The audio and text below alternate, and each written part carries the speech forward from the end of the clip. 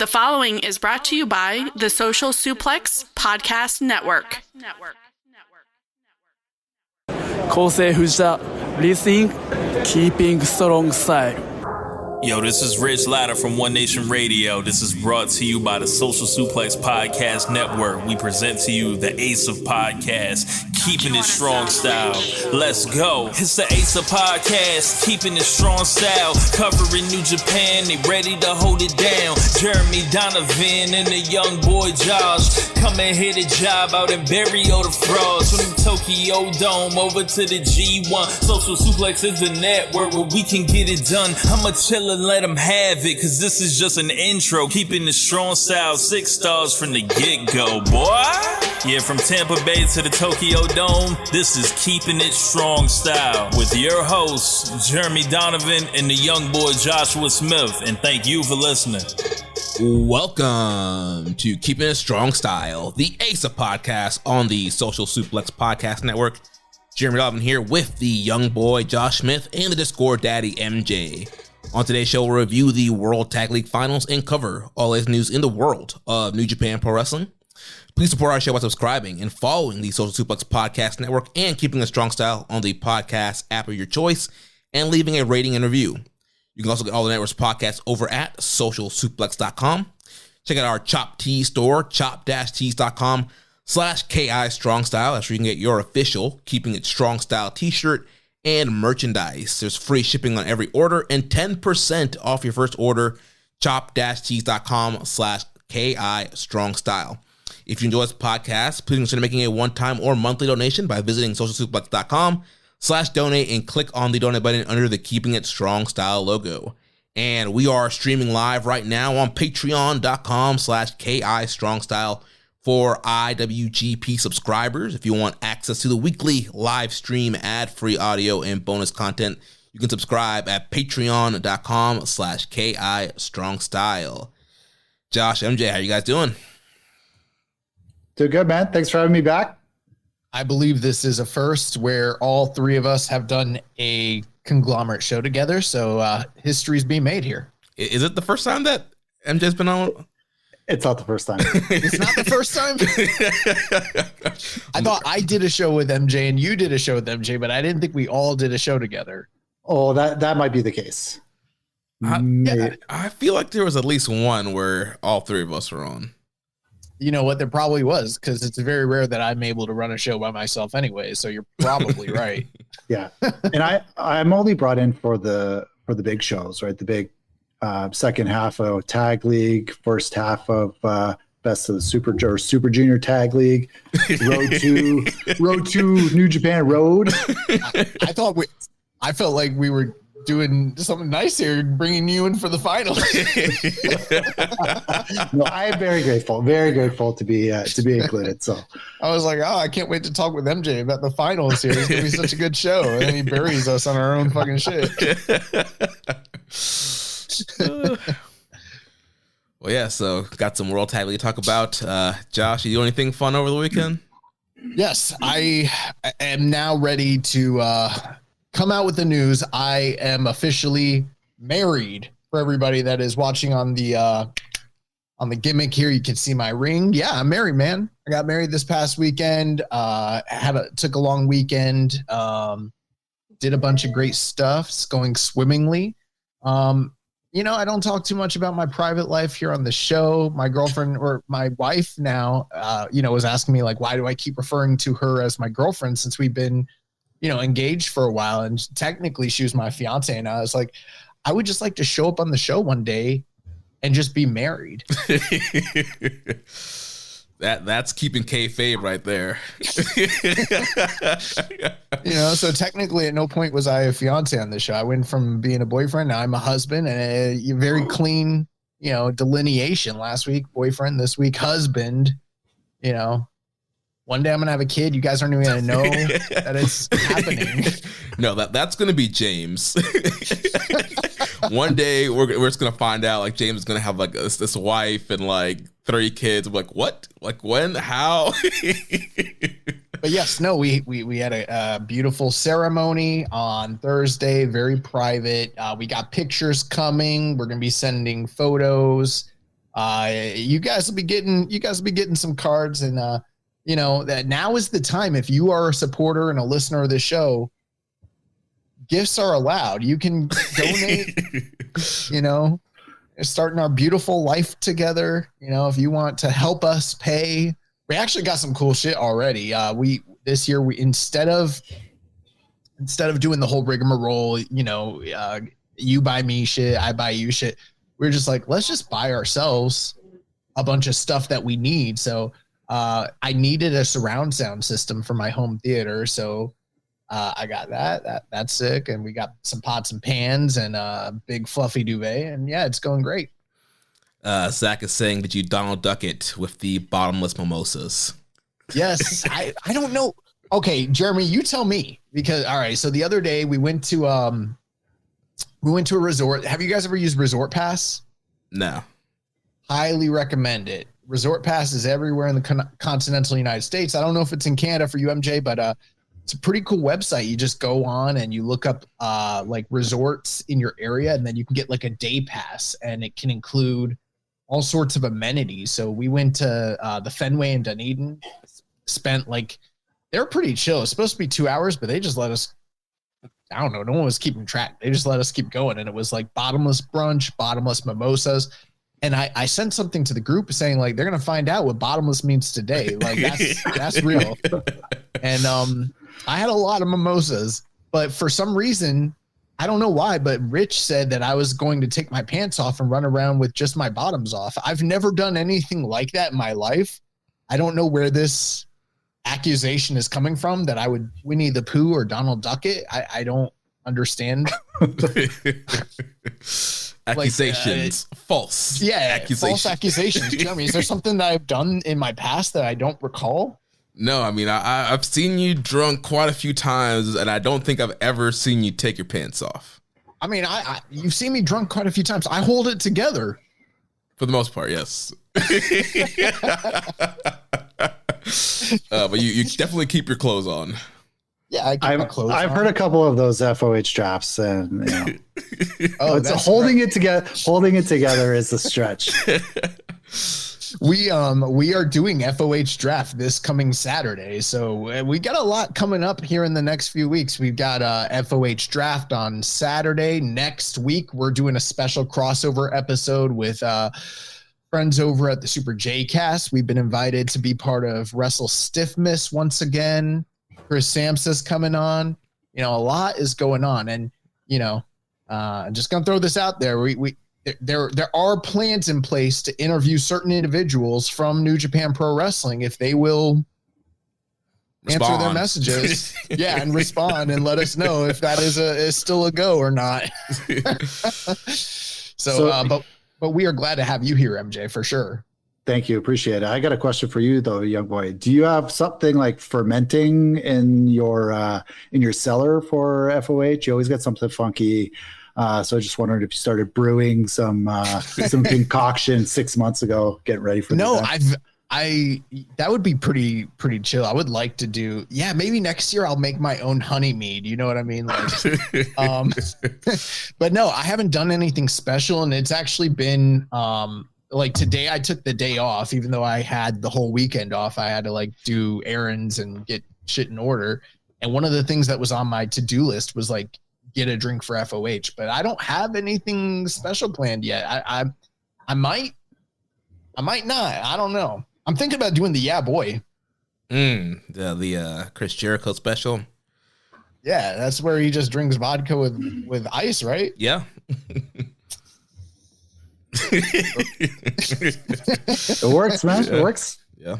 Also, in the year stuff, we got our year-end awards. They'll be coming up soon. We got a few more categories we got to nail down, and then we'll be getting the Jeremy, ballot you've been out. Working on that since I've been MIA. We actually got a lot more done than I realized we did last week. So yeah, a lot of the nominees and categories are locked up. We have a few more to lock in, and we'll get the ballot out for that and be voting the end of December, and we'll announce the winners for that in January. Yeah, very much looking forward to all these collaborations and projects. Raymond says, don't lose your world title at a steakhouse. I was thinking there are these Jolly Rancher Jolly Rancher sours that I like, and I was like, maybe I could toss those in a bunch of alcohol. But I did that one year, and it tasted good, but it just came out sugary. It didn't come out sour, and I would like that sour quality. I did see that there's a sour moonshine available, but I'm trying to like, is the taste going to be worth the hangover the next day? That's the real question. I don't know. Yeah. Well, all right, guys, let's jump into World Tag League. So we have a few nights here to discuss and to get to the finals of the tournament. We also got some Wrestle Kingdom and Wrestle Dynasty news to talk about as well. Yeah, Jeremy, I saw that you had all the nights written out. How did you want to go through that? Do we want to breeze through those, or? Yeah, we can kind of breeze through them. I know MJ has some notes on some of the tag matches, so absolutely. We'll breeze through the undercard and talk about the tournament matches a little bit, kind of tell you where the point totals lined up in scenarios. Although there were some injuries on the undercard as well that we got to talk about. So we'll go through that. So picking up from night 12, December 4th, show opened up. We had Chase and Kenta defeating Alex Zane and Katsuya Murashima. Then we had the Bullet Club War Dogs team of Gabe, Kid, Gato, and Sonata defeating Bishamon and Jomakato. Then we had Bushi, Shingo, and Yota Tsuji. And they defeated the team of Shota Umino, Tiger Mask, and Tomioka Hanma. Vegeta, Oiwa, and Sabre defeating Newman, Jacob Austin Young, and Jeff Cobb. And then we get into B block action. We had TMDK, Shane Hayes, Mikey Nichols defeating Taichi and Taka. So this brought TMDK up to 6 points and left Taichi and Taka at 2 points. Any thoughts on this one? Not a ton. This match is okay. It was fine. You know, I think the highlight of this whole night was Gabe on the commentary. Gabe was absolutely insane. Yeah, they're totally unhinged. He's talking about Taichi's. Look at Taichi's belly, man. It's crazy. So he's calling him a baby man. He's like, look at that big baby man. He looks like a baby and he looks like a man. He's a baby man. Yeah, he was the highlight. You know, nothing super special or notable, I would say, about this match. So if you're coming to cherry pick, this is probably one not necessary. It's not. You can skip over this one. I think there's going to be a recurring theme for a lot of these nights and matches that we discuss.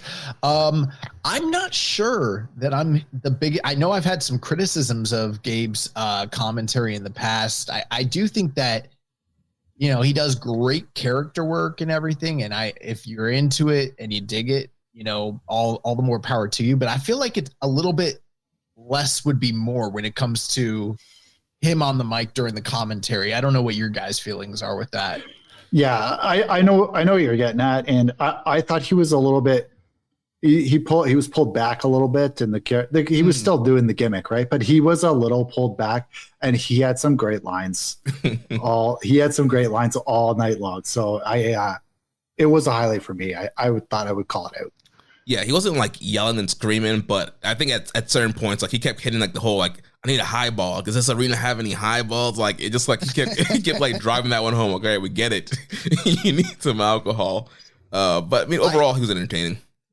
I think with these two teams in particular, not to say that they had bad tournaments by any means, but I think that there are a lot of things with our previews we got right, some things we got wrong, but I would have anticipated both teams finishing a bit higher than where they actually ended up here. And that's probably the most surprising thing about where everything ended up on this evening for these guys. Yeah, TMDK just ending up at 6 points right here. And I think, you know, Josh, you kind of called it during the preview, like, you know, TMDK, the dome is not for them, baby. And yeah, they ate a lot of losses, and so for them just to be at 6 points on the second to last B block night was a little strange. Taichi and Taka, I mean, I expected them to kind of be low with Taichi or with Taka being the junior and eating a lot of pins. So I guess it's kind of reasonable for them to only have 2 points, and Taichi's getting his KOPW match out of this. So I think it all worked out for them. I think somewhat. But I also sort of expected them to be a little bit more, I don't know, middle of the road, you know, pick up a couple, you know, spoilery wins here and there, but they were bottom of the barrel. essentially. So then following that, we had Great Okan and Hanare defeating the Natural Classics in 10 minutes and 2 seconds. The Natty Seas. MJ, Yeah. you've been watching this tournament. What are your thoughts on their first foray into Japan, and how have you felt like everything's gone with them so far? So I think their second week was much better than their first week. That being said, I don't think they've made the most of this opportunity. The work is fine. Like, they are absolutely competent and very good wrestlers. But there's like no crowd connection there. Nothing special, just totally fine. And that's not great. And I would say, like, I would compare them to some of the other imports like Gates of Agony, who came in, got over. Guys like Alex Zane, who's getting a callback every year because crowd loves him. And he works just fine. Guys like Ace Austin, Chris Bay, those guys who came in, got over. I just didn't feel it with the old Natty Seas. But I thought the work was great. I think they're super athletic, good look. There was a lot of talk about them being like, oh yeah, they're totally heavyweights. It kind of looked like they could run a junior tournament to me. Yeah. Very lean. So that's kind of how I feel about them, which is a bit unfortunate, but not everybody's going to knock it out of the park. Yeah, I feel like they were miscast as heels, and I know that they're a part of the Bullet Club Rogue Army and a part of that whole heel unit in Tamashi, but on occasion, these guys were doing tope con helos. They were busting out, I believe it was Tome who's busting out a shooting star press, and the other one's doing a Phoenix splash, and they were like busting out these huge, big, like high-flying moves on the last couple of days. And I'm like, all right, where was that stuff all throughout the tour? And like you mentioned, MJ, like there was no crowd connection. Had they been able to be maybe bay faces and go out there, work faster, and do all these flippy stuff, maybe they would have gotten over, and maybe they would have gotten a connection because Tamashi, I don't know how many of the Japanese audiences are watching that. Like, I'm sure they know Fale has a rogue army, and Fale's brought over Bonza and Caveman. Sure about that? So, but yeah, and these guys, they weren't even wearing Bullet Club shirts. Like, there wasn't like anything to really like help them tie in, get some crowd connection. So I feel like had they been able to work a faster pace and go out there and do all these crazy flippy moves that they can do because they were doing in the last few nights, I feel like they would have gotten over more. Yeah, and they got some like cool combo moves that they do. I like that. Like I think the guy does like a body slam right into a leg drop real quick. Like that's like a nice like little snappy move, something that you haven't seen. It's just there's no crowd connection. And if you're coming in, like I didn't really get that. Oh, are you guys gonna work heel or are you not gonna work heel? Like if you're gonna come in and work heel, flip the crowd off. Like that's always going to work. If they don't know you, just give them the finger, right? Tell them to F off or whatever. But yeah, they did none of that. They were screaming some sorts of stuff into the audience, but you're screaming in English. Right. They're like screaming like their catchphrases and stuff and like no reaction. They're like, we run New Japan. And it's like, no. Yeah, I think there was a point in time where this sort of thing would happen, but there'd be no tape of it, in the 80s and shit like that. Someone have a bad tour, we'd all just be spared from it. But with these guys, it's under a microscope night after night, and it's definitely a learning experience and a acclimation. But I don't know. I wonder if almost like the Fale Association or the Rogue Army thing was almost a little bit of an albatross.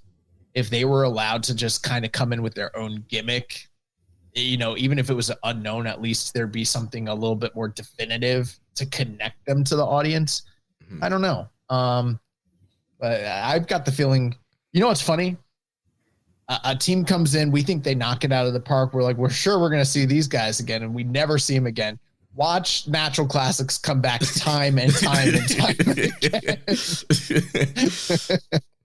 Yeah. So yeah, that was that match. Yui gained the win here with the Imperial Drop. So that brought United Empire up to 10 points, leaving Natural Classics at 2 points. Then semi-main event, we had Boltin Oleg and Toru Yano defeating Hiroshi Tanahashi and Jado. So think about this match. We had the Never Six-Man champions all in this match here on opposite sides. So you're kind of your fun little chaos versus chaos babyface matchup. We figured out which third is the strongest third.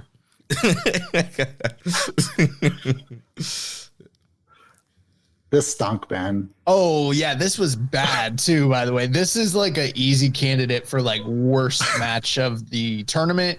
And as much as the blame definitely certainly lies with not just Tanahashi, but primarily Jado, Oleg Boltin's got to also be a main culprit. They did him no favors in hiding his weaknesses here. Like a lot of the issues at hand were kind of exposed. I understand it's an arduous tourney.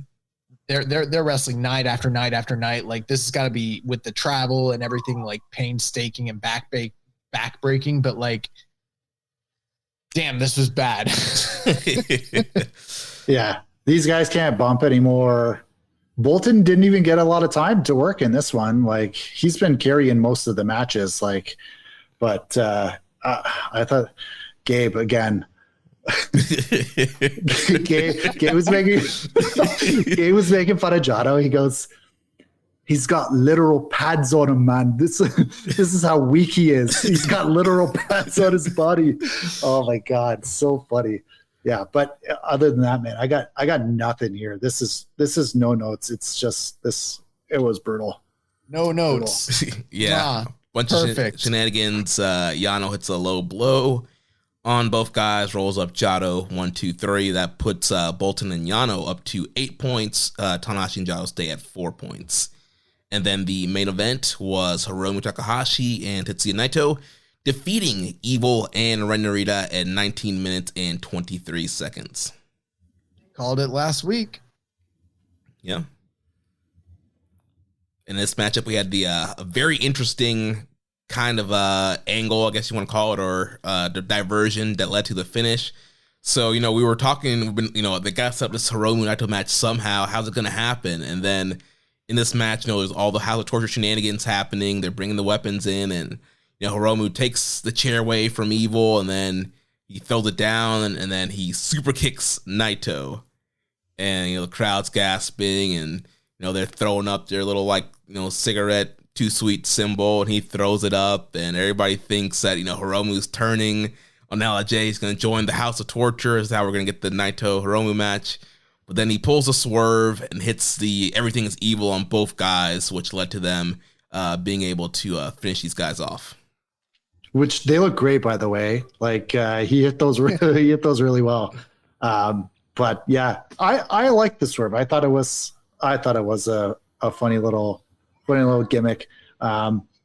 This match kind of wasn't that great either until Hiromu got the hot tag, I think, and then business started picking up, as they say. But young boy, you'll like this. I don't know if you caught this one, but Gabe, he goes, "Stop calling this man evil. His name is Watanabe." Yeah, he's a grown man being called evil. No, his name is Watanabe. Yeah. I do, on the one hand, I did sort of enjoy the intrigue of the quasi heel turn tease angle shtick that they did there, which was fine. And, but it's also one of those things where when you apply any sense of logic to it, like the heels, they're not acting super surprised. At first they're surprised, but then they're like going to go along with it. Why were they going to go along with it? There was no was there a meeting beforehand where these guys worked out the fake turn? Were they in on it? Were they not in on it? You know what I mean? Like, this is something that does happen in wrestling where guys pretend like they're going to turn and the heels go along with it. I'm like, why the fuck would you go along with it if you weren't aware of it in the first place? Like, so are we talking about like chess here where there's levels to this work where there was like a arranged meeting behind the doors that we don't know about? Or was this just some goofball shit where they're like, oh shit, he kicked Naito. Hell yeah, let's go, baby. Let's throw these smokes up. Like, why would they agree to it? I thought Evil's like, man, this man Hiromu finally seen the light. Been trying to tell that man all these years. Finally. It's just one of those things where, like, you know, in wrestling, you'll see someone turn after they have wrestled like a 30-minute match. And then at the very tail end, they turn and align with the other guys. I'm like, why would you align with Hiromu? He just like was fucking you guys up. And now all of a sudden, like 20 minutes in the match, oh, he super kicked Naito, so now he's cool with us? Like, no, bro. You fucking hit me with the lariat. You were chopping me in my chest. No. This is 4D Dick Togoism right here.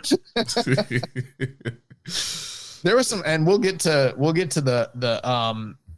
the B block finals, but there was some other shit in that match too where I was like, this doesn't make sense. Like, you know, I get it. It's pro wrestling. Sometimes you got to turn off your thinking cap, but it shouldn't be too much to where you're like, I can't believe this. We'll get there, but that 3-way, oh my God. That was Togoism on steroids, man. Yeah, we'll get there. So LIJ, after the swerve, Naito was able to do the Destino to pin Narita.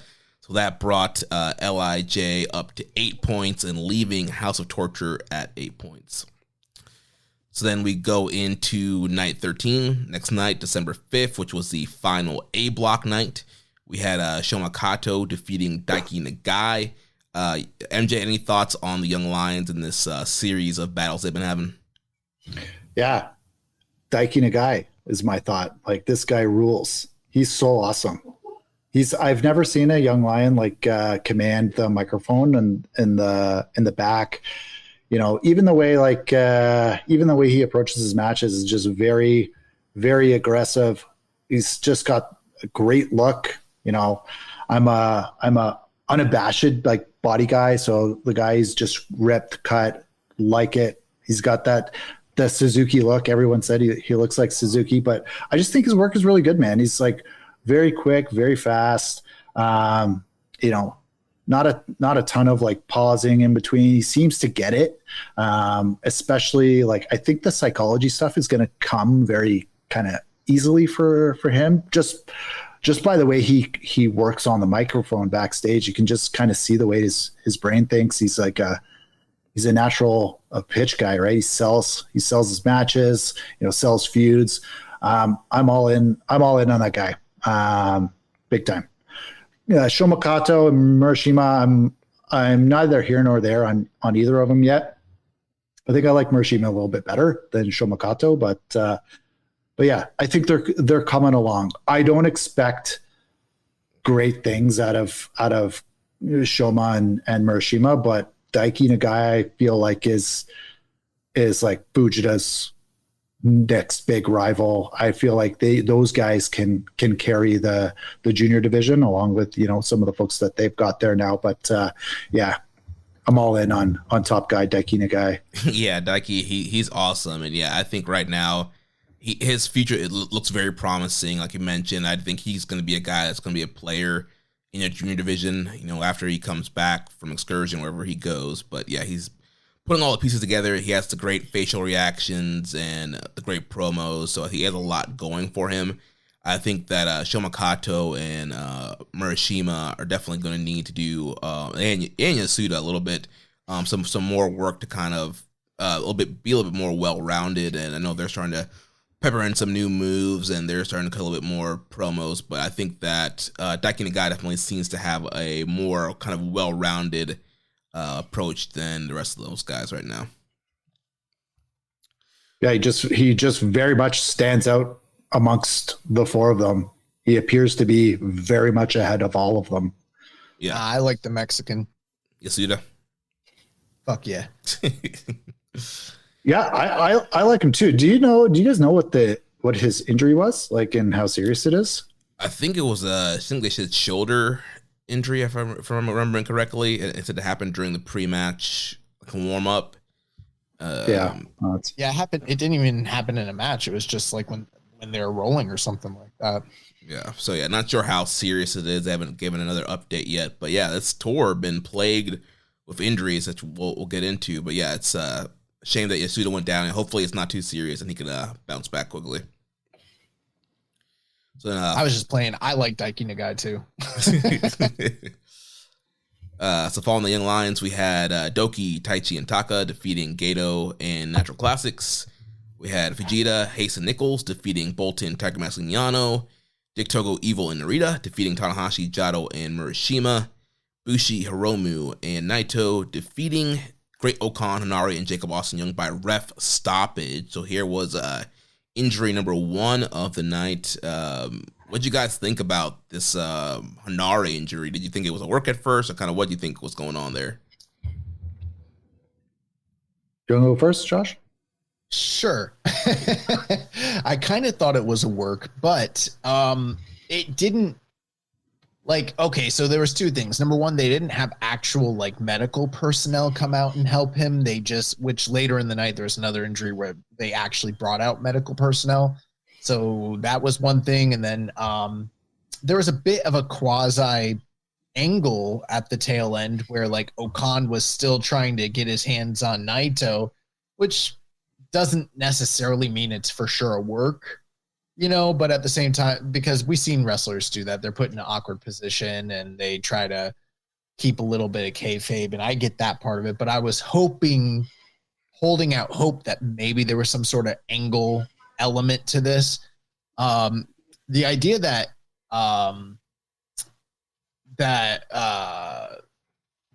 what's his face, that Hanare was hurt off of just a deep arm drag. While it was a little bit of a rough landing, it didn't look like anything where I thought he was seriously injured. It looked like the same kind of landing you would take a million times, you know, and so just really standard. But we talked about the amount of travel that's involved with this tour. We've talked about the amount of work that's involved with this tour, and you know, it's winter and these guys are working night after night after night in a very short proximity. And you gotta. We mentioned on this very show that we've talked to wrestlers and they've said that this is one of the more difficult to work tours just because of the strain on people's bodies. So you never know how injured someone is or isn't going into a match like this. And, you know, it's always a risk. You know, you take a bump the wrong way and it just happens. And, you know, later on we would find out that this was in fact not an angle, but I was holding out hope that it was, not because I liked the delivery of it. I just didn't want Hanare to be hurt, really. Mm-hmm. Yeah, it was really weird. Yeah, it was like an arm drag or a hip toss or something like that. And like the way that the camera angle was, like the way that his leg landed was kind of not in frame.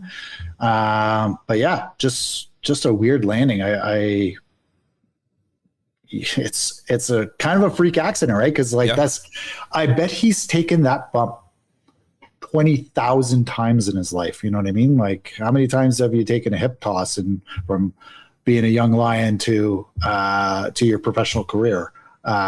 So yeah, super unfortunate. Feel horrible for Hanare, who has just had an amazing year with the Never run, the tag title run, just really all of that, you know, hope that we had as fans of him, all of that, those good wishes, like when is Hanare going to get a shot?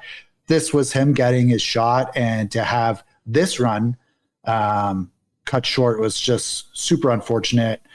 Missing out on that 1-5 match is just, it's a heartbreaker, man. It sucks.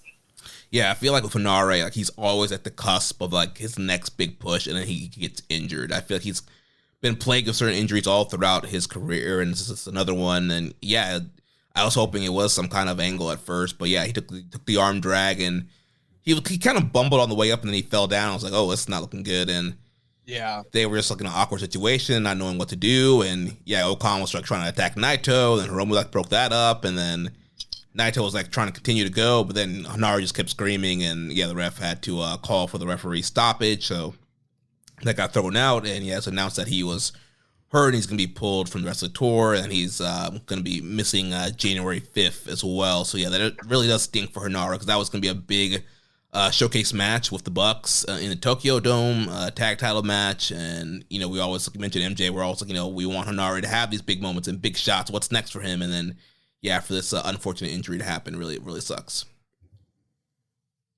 I was almost sort of not fully bought into the idea, even though they had posted the photo of the 1-5 match with the Bucks opposite the United Empire duo, I still always kind of had the feeling that there might be a switcheroo prior to 1-5, and we might wind up with a different match going into 1-5. But we'll talk about it more. But like, based on what's happening now, we're learning like that was what was going to happen had he not got hurt for sure at this point. And it is very unfortunate. And like you mentioned, Jeremy, he's had a lot of injuries. And MJ, you're right on the money. He's had a fantastic year. But even just in the past year, like he had that during the cage match where his head got split and he almost died.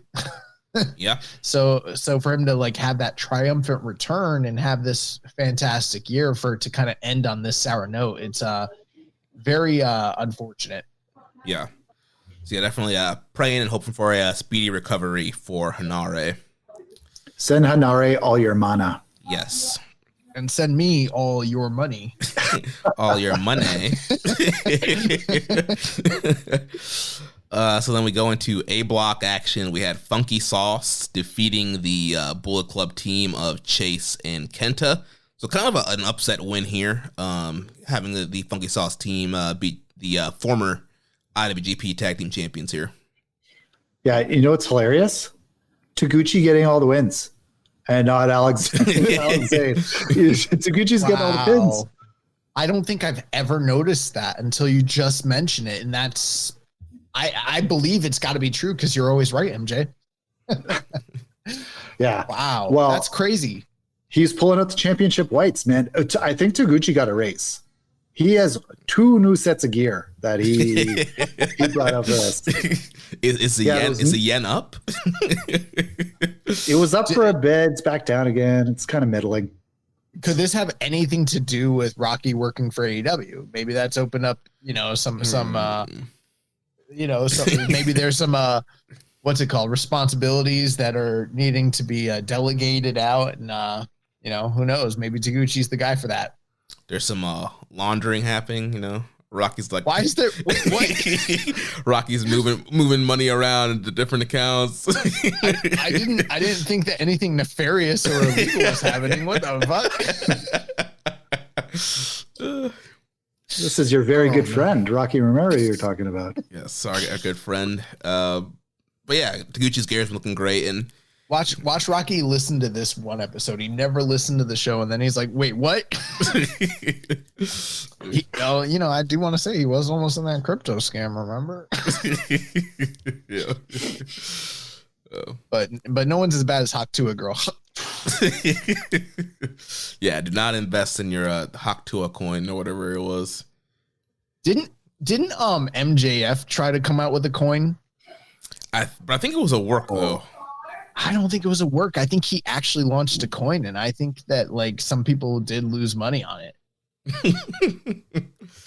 Oh man, never trust a pro wrestler. Especially when it comes to Bitcoin. Oh man.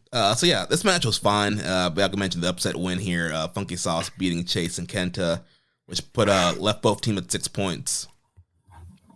Any other thoughts on these guys? I mean, the thing we learned here is that Kenta and Chase Owens, they keep hitting each other, or Chase keeps hitting Kenta, causing them matches, and that was their story for this tournament. I don't think anyone gave them any direction, and they're like, we're gonna make something happen for ourselves. This is it. This is our story. It just happened to also, in some ways, very much emulate the kind of ongoing rift that existed between Sonata and Gabe Kidd, but nobody seemed to care because it's December and it's World Tag League, Yeah. I thought, I'll say for all the disappointment that Taguchi brings as a tag team partner, I thought he worked his ass off this tour. Like I think he's been really good, and like the chemistry with Zayn is actually really works. So like they made chicken salad out of chicken shit, right? That's the thing.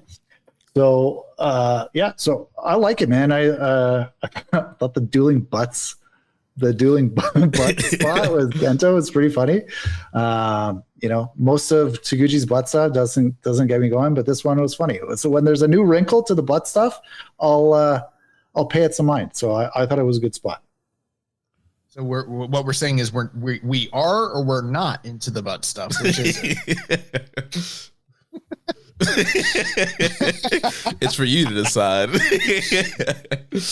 Oh man, so a good match there. Before this match, we did have a video package from Big Bad Brody King from the House of Black, and he has answered the open challenge for David Finlay at Wrestle Dynasty. Young boy shaking your head, not feeling this. It's terrible. That's terrible. That's terrible. And it's another. I'm sorry, I hate to say this because I don't want to be that cliche gatekeepery puro guy who just wants to bash, TK, because it's fun for guys to do that. I get it. That's not my bag at all. But it's so clear what they're doing here, like David Finlay was in the media teasing the idea of a big star like Jay White coming, a guy that he's got history with, a guy that would actually move business in the Dome. And instead, they're sending House of Torturers Brody King. Now, we've been watching Brody King for years. I'm a big fan of Brody King. I think he's a fantastic wrestler. The guy never wins. He loses to everybody. He just lost to fucking, Darby Allin, a guy that he outweighs by 200 plus pounds. Like, he is, at this point, not even an upper mid-carder. He is the biggest, scariest, most talented jobber that they have in that fucking company. He's a guy that is there to do jobs to other people to make them look credible.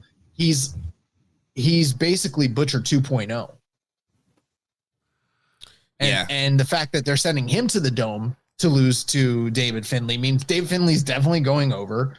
And when you compare the level of guys that New Japan sends to Forbidden Door to get the paydays, but also to do business and to lose, it is not comparable to the level of guys that AEW is sending.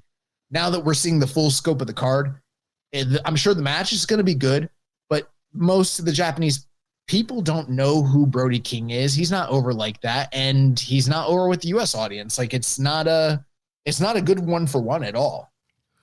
Yeah, also, he's a part of New Japan Strong, which, again, I don't know how much that resonates with the Japanese audience, and he did do that one Super Juniors tour with Marty Scurll as his second during that tour, but that was pretty much... That never happened. We don't talk about Marty Scurll. So not a ton of exposure to the Japanese audience, and again, I'm a big fan of Brody King. I think he's awesome. He's having a good C2 so far. He did get the win back on Darby opening night, and then dropped a match to Claudio last week. But yeah, he does lose more than he wins in AEW. And yeah, from the match standpoint, it's great. But for this to be like a big crossover dream match card like that does not really. Who was wanting Finlay versus Brody King? That wasn't even a match that crossed my mind. There were so many other options that you could have done to make sense. Obviously, Jay White's the big glaring option. And again, I don't know if they're really sticking to that kayfabe of Jay's not allowed back in New Japan, or Jay doesn't want to go back to Japan. I don't know what the deal is, but I feel like there could have been some other options for Finlay. Is there a single match on 1-5 that is like an actual legit dream match at this point? Not really. And X versus the Young Bucks. I mean, the only one I could think of is Takeshita versus either whether it's Ishii or whether it's hopefully more likely Shingo. But other than that, Takeshita has Shingo on 1-4. Winner of that gets Ishii on 1-5. Oh, my bad. Okay, so it will probably be Takeshita versus Ishii on 1-5. And that's great. That's a really strong undercard banger. But this is not a card. I mean, the show is just Ishii works for TK anyway. Yeah, he does. Fuck. Yeah, I don't know. I think probably Kenny versus Gabe is probably the closest thing to a quote unquote dream match. I mean, I wasn't really thinking about that match, but it's awesome, and there's Bullet Club lore there, and foreigner lore and all that stuff there with that. That's the match that has the most juice to it. What were you saying there, MJ? I was gonna say, like, I'm not, David, like the match. You're right. The match is going to be good, and you're going to be like, you know what, David Finlay fucking killed it again. He's had a great year. He's been working super hard. All of his work has been above expectations, I would say, for a guy who carries pretty low expectations, or did carry low expectations. But yeah, very like out of the blue, doesn't make any sense. Like, yeah, what's the connection? There's nothing, right? There's no heat. There's absolutely nothing. So it is really strange. And like, if you're trying to sell tickets, why not do the J match? Why not do a trilogy like Gato likes to do? And like, do the first one in 1-5, do the next one at Forbidden Door. Like, you got like, it makes too much sense for them to do this, but they're doing another throwaway nonsense, no booking strategy match here, which is probably, whatever. I don't. Gato's not known for like being this like I book 2 days in advance type of situation, right? That's typically not the way he books things. Somebody else in another promotion kind of books that way. Yeah. And the people already know, what about the leader of the faction, the leader of House of Black, Malachi Black. Like, yeah, why didn't Malachi Black come and do the job? But that man, like, that man won't job here in the States. He's definitely not getting on a plane to go job. You know what? It's not even just that. Okay, we're not getting a guy that has any ties to Japan, right? We're not getting a guy that has any sort of connection to David Finlay, right? We're not getting a guy that draws in the country. So like, there's already 3 strikes there. Could we have at least at minimum gotten a baby face? Mm-hmm. At least there's that dichotomy, a heel versus a baby face at bare minimum. We couldn't even get that. This is the most bizarre fucking matchup I think they could have ever done. Yeah, I'm guessing Brody will probably work face in that match. He has been kind of working face / tweener in some of these C2 matches, so maybe that will happen. But yeah, like, why not have like a valiant babyface be like, I've been watching what you've been doing with the War Dogs, Finlay, and it's not right. I want to stand up. I'm gonna stand up for fans and face you, whatever. And Ricky Starks. That would be a sick match. Like, honestly, that would be a sick match. And you know what? Here's the thing. Like, everybody's talking, like, so Finley's been working like super power guy, right? How is he going to do that vertical suplex drop on the knee to Brody King? Like, he's got to be like, he better be doing some squats, but like, that guy is 300 some odd pounds.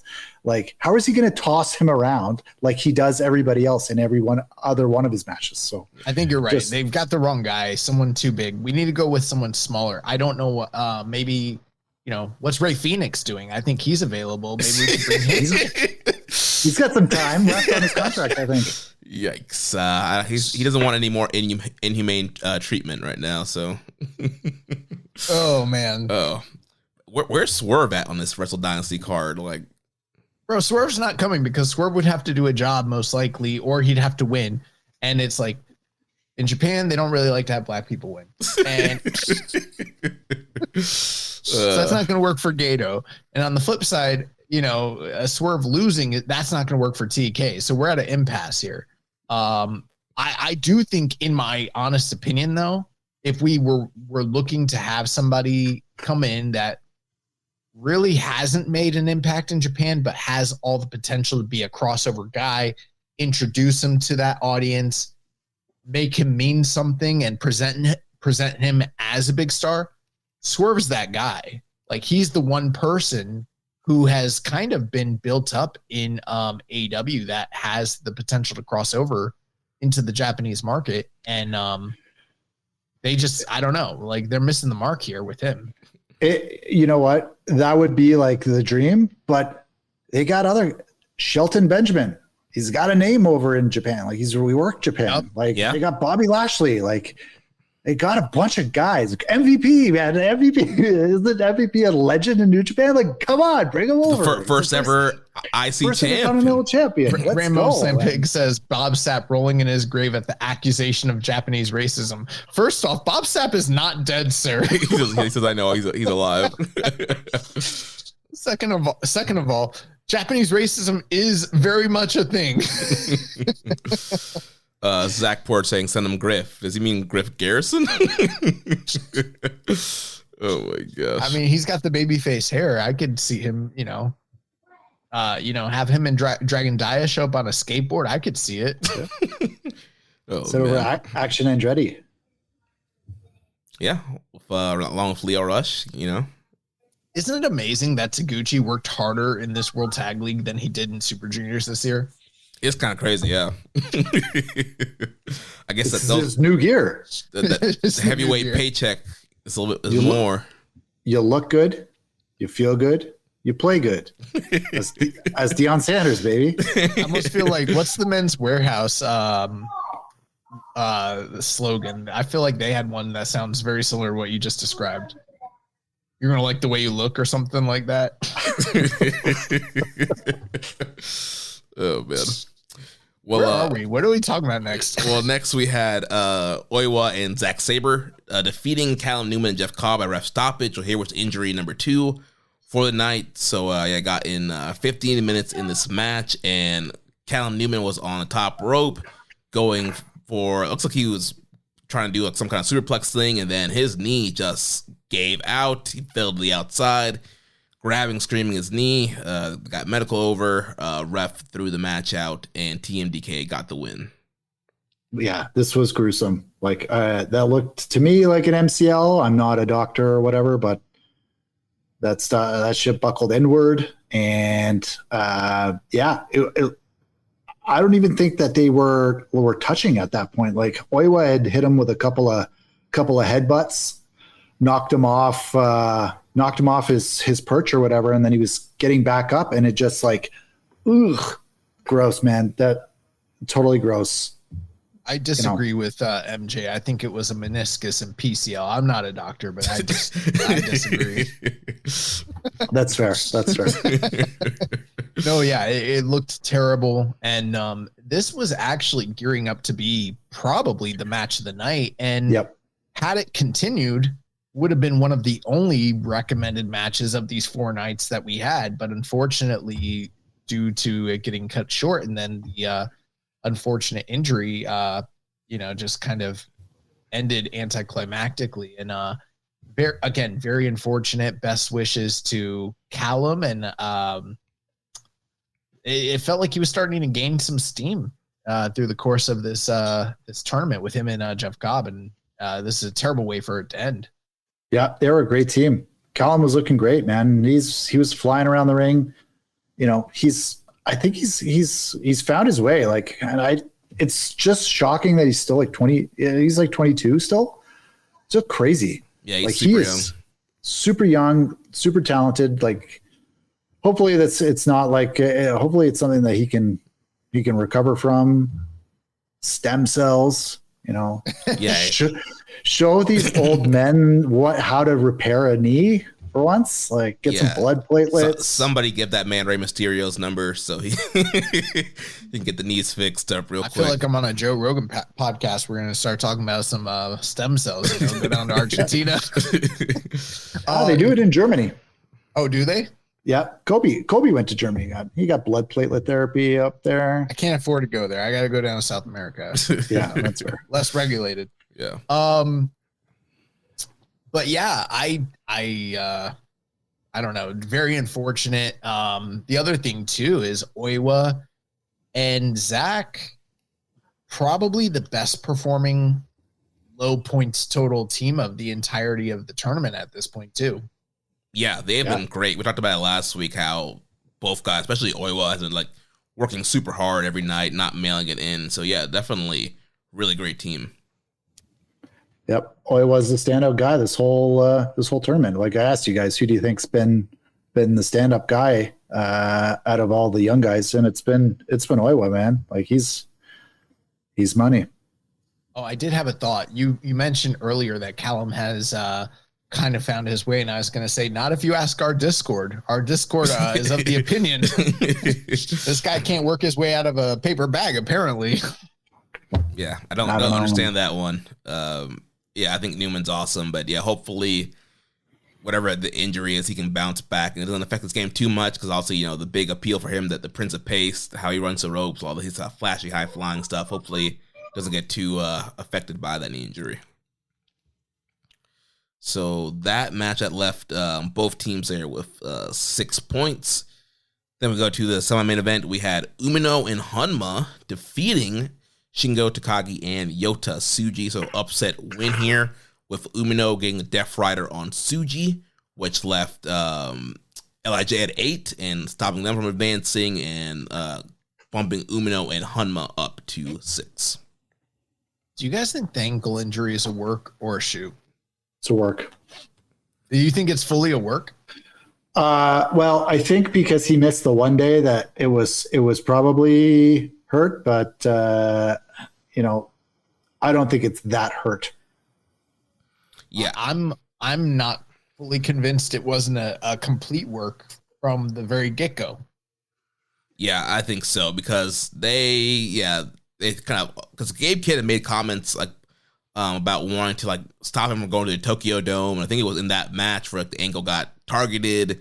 And so, yeah, I think it's way too convenient. And then obviously they throw the black logo up there, and then he misses one night and he bounces right back, and then is selling and seems to be fine. And we've seen guys getting pulled left and right from this tour being injured. So, yeah, I definitely think it's a work. It's something to get sympathy for him for going into the Zack match. I'm just tired of New Japan working me. You know, I don't want to be worked as a wrestling. Stop lying to me. You know? Well, here's the thing. Doing that angle when you've had like 5 other injuries on the tour, it's like, come on, guys, like let's have a little bit of some thought put into these angles here. It's a little distasteful, you know. Next thing they're going to tell me is that the wrestling is not real, you know. Yeah. Or that the winners get decided beforehand, you know. Ramon saying he came back from a fractured hip pretty quick also. Well,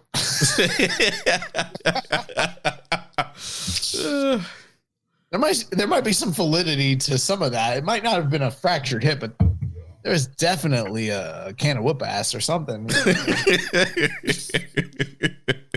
Something got cracked open. Yeah. Something definitely that definitely happened. Anyways, Hanma's carrying the team. Let's be honest. Yeah, that's actually 100% accurate. Yeah, you know, Kokeshi make you happy. Yeah, it makes me happy, man. I love Hanma. He's the best. And you know what? Hanma, Tsuji, Shingo, all of them have stronger aura than Shota. Like, Shota's a great worker, but you don't have the aura. Like, his machismo doesn't ooze. It's frozen. And is this a match where he's wearing with you? He pinned Tsuji. Yeah, that's, you know, that's a technical thing. I'm talking about the intangibles here. Shota doesn't have aura, man. Like, I still think he can get it, but like, I don't know, man. He doesn't have it. He doesn't have it for me, and it's like it's in his stupid pants. Yeah, was this a match where he's wearing the sweatpants? This match, I don't know, but he has these other stupid pants that are like, first of all, they're like shiny, and then they got the pink gradient, and then they got stars, and then they got tassels, and this guy's got paper championship belts he's walking out with. He's got armbands. He's got the glow stick gimmick, and it's way too much. The guy needs to edit, and he can't be walking around with paper belts. Like, what type of symbolism is this? Like, paper you're champion. Paper champion? Walking out with a paper belt never hurt Gunther. He was able to get over with a paper belt. I don't understand. What's the problem here? Oh man. Yeah, I think this was the match where he had like they were like white looking sweatpants with just like the Shooter logo on the knee pad. I was like, bro, what is this man doing? Yeah. He needs a little bit of editing. Like he needs to draw it back, and it's not good. Yeah, it's sus. As Rambo sus, as the kids would say. Yeah, so that's how I feel about Shota. Guy is going to work. I think his match with Zach is going to be very good. I think they've had really good interactions throughout the tour, but yeah, he's not the guy. He's not. He just doesn't have the machismo, man. Yeah, that's the lucky thing when it comes to the match with him and Zach. We got to that point where some of the numbers were down and people are like, I don't know about Zach. I don't know if his title run, yada, yada, yada. But now he's going to be paired against Shota Umino. Which of those two do you think is going to be taking the brunt of the blame when things underperform? Not going to be Zack Sabre Jr. It's going to be Shota Umino. So that's nice. Yeah.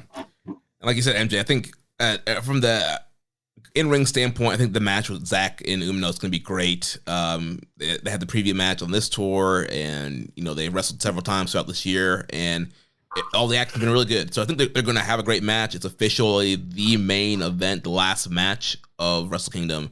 I know there's a question of the match order there, but the match order came out today. That will be the last match, and I think they'll have a killer match, but I just don't know if the crowd if they connect with Umino after this or not. That's wild that is the last match of the entire night.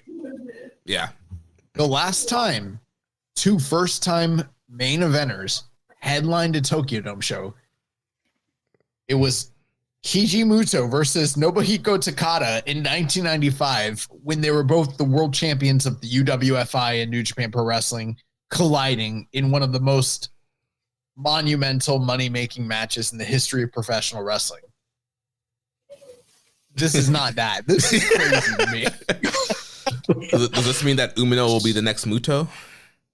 No. We would be. I understand people, like to rag on Muto, but we'd be so lucky if he was the next Muto. Oh my God, that would turn business around. Rambo says you don't think Shooter has Kichimuto aura, huh? Wow. No. I don't think he'll have people emulating his mist for the next, 40 years. So probably not. So going on to the last match of the night. So this was a win and you're in for the A block. So we had the Bull Club War Dogs team of Gabe Kidd and Sonata defeating Bishamon 18 minutes and 41 seconds. So War Dogs locked up the win here, winning the A block going into the finals. Okay, Bishamon. Hey, Bishamon that came out with a big gear of white. I was like, oh man, these boys might be, trying for that 4-peat. They always wear white. They just wore more white than they. Yeah, that's what I'm saying. They had the bigger white on. I was like, oh. If it's white, it ain't right. You know what I'm saying? That's not what current white taught me. Oh man! Isn't it crazy that they had him doing Kuro and White at the same time that Eddie died? Terrible. Yeah. But yeah, back to this match.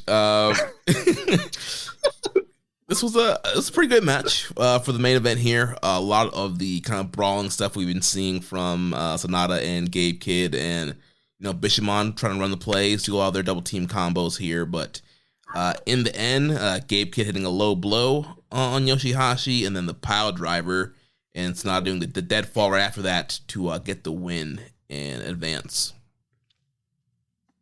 Yeah, I think Gabe and Sonata have been getting better, like both like in the ring and sort of as a partnership, like throughout the tournament. It's been improving. I don't think they're sick or anything, but and I think the story was like more about their relationship than it was like their in-ring work or their collaboration. So it was like I kind of appreciated that. It was like that similar story that Taichi was telling with Sonata as well. He needs like some what's that? He needs a muse, right? Sonata needs a muse, something to get him going. Some seasoning. Yeah. That boy bland. Yeah. I feel like every time I come on the show, I'm talking shit about Sonata. So I'm just trying to not be like an all-time Sonata hater here. You listen to the show. We do it regularly. I know. It's my identity now. It's like you're in the right place. I hate this guy. But I thought Gabe getting him to talk at the end of the night for the first time, getting him to work, and then he says, "See you next fucking time," which popped me. I thought it was funny because he's like, this guy doesn't have shit, right? Like, and his stupid little ear gimmick that he does, that works now. It works now because he's a shitty little heel, and now he's like doing this. That works. When he was a face, it sucked and like it was not compelling whatsoever as a face move. But now he's a bad guy. All this stupid stuff that he used to do works. It's weird. He doesn't change. Like, this was my argument when like he went from LIJ to Just Five Guys. Is like he just put a different suit on. He's the same guy. Like, his moves didn't change, his catchphrase didn't change, the way he talks doesn't change. Like, nothing changes. He goes to War Dogs, same shit. He just says fuck now. So it's like, but like at least it's something. At least something's changed, right? So, yeah, that man just threw on the black and white and was like, yeah, that's it. Like, I'm still gonna do Shining Wizards. I'm still gonna do Skull End. I'm still gonna do a moonsault. Yeah, I'm still gonna point to my ear. Yeah, just rinse and repeat. Why is he taking his shirt off? The guy's built like an Adonis. Like, take your shirt off, dude. Come on. Yeah, this low energy, had a shirt on. I was like, this man does not care. He's not liking this push. I hate when dudes don't take their shirts off. It's a shame, man. It's come on. No, but yeah, they've been fine. I mean, I think it's one of those things where it's like, it's funny, if you go back to 2017 listening to this show, we got flack for burying Sonata, and now it's 2024 and it's unavoidable. Like, we'd be liars if I were to pretend like this dude has evolved in some great and majestic way at this point. Like, I tried it last year. I tried to give him the benefit of the doubt. It didn't happen. But I won't go down that rant again, but this match was fine. I thought they worked hard. It was probably the best match of the night. Then again, B Block just really has not performed like A Block. So, I mean, pretty par for the course. But my favorite part of this was just the fact that Jeremy predicted last week that Bishamon was going to win and go to the finals against LIJ. And I knew that was not going to happen. So I was glad to see the War Dogs win here and, prove everything that I said was going to happen last week would happen, and it did. Yes, you were so happy you had to tag me in the spoiler zone before I watched the show yet. I deleted it once I realized that you probably hadn't seen it yet. I'm sorry that you saw it. Did you see it? I did. I was like, bro, it was only up for like 2 seconds. I got a notification. It's like, damn, like War Dogs won. I would feel bad if it wasn't Tag League, but it's Tag League. Like, yeah, that's why I didn't even throw a stink. I'm like, whatever. Like, I figured this was probably happening. I was just trying to be a little different for the audio, compelling, and not just always agreeing with each other. So if you noticed, I deleted it. Like, within 2 seconds, I realized, like, fuck, he probably hasn't seen this shit. Oh man, but I was right. Yeah, congratulations. You're right. Thank you. Thank you. So let's move on to the B block final night. So we had Hiromu and Naito defeating Morishima and Shomakato. Chase, Gabe, and Kenta and Sonata defeating Bishamon and Funky Sauce. Bushi, Shingo, and Tsuji defeating Okan, Jacob Austin Young, and Jeff Cobb. Fuji, Oiwa, and Sabre defeating Umino, Tiger Mask, and Honma. And then into the B block, we had Natural Classics picking up a win over Taichi and Taka. So natural classes go to 4. Taka and Taichi go up to 2. I really don't have too much to say about this match. I think this was a match where one of them busted out like a Phoenix Splash, or maybe that was or Shooting Star, something like that. It's something cool here towards the end to get the win. Yeah, he hit a Phoenix Splash, and his knees landed on Taka's stomach. It was absolutely terrible. Taka must have been pissed because that would have hurt so bad. Yeah, Cobb was on commentary like, I think he invented a new move there. So, yeah, that was the highlight. Taka just getting destroyed. It's a good thing that Taka has no say in what happens in New Japan. Otherwise, they would not be getting invited back. You already die. Get out of here. Oh, wow. Taka's going to be like running to the back and, fucking freaking out. And they're like, dude, shut up. You're lucky you work here. You had a scandal.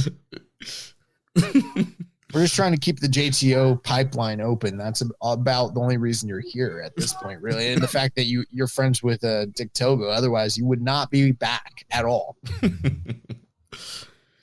So fine matchup there. Then we had Bolton and Yano getting kind of an upset win over Haste and Nichols. So this brought Bolton and Yano up to 10 points and leaving Team DK with 6 points, ending the tour 3-4.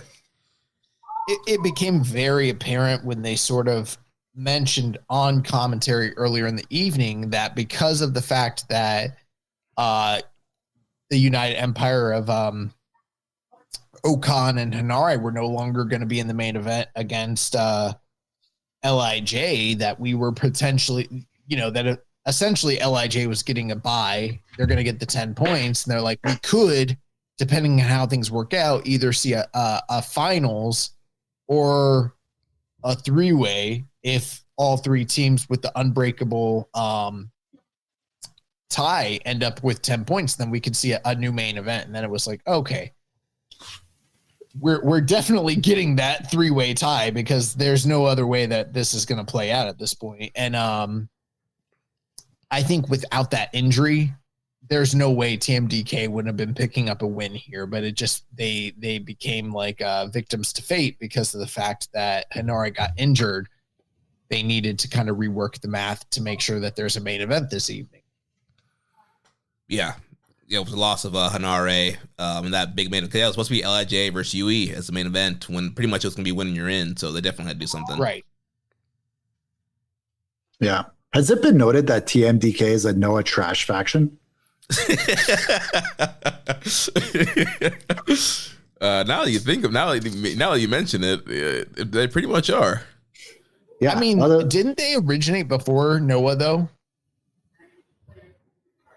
Yeah, I think so, but all of them. I don't know. But they all got the stink on them.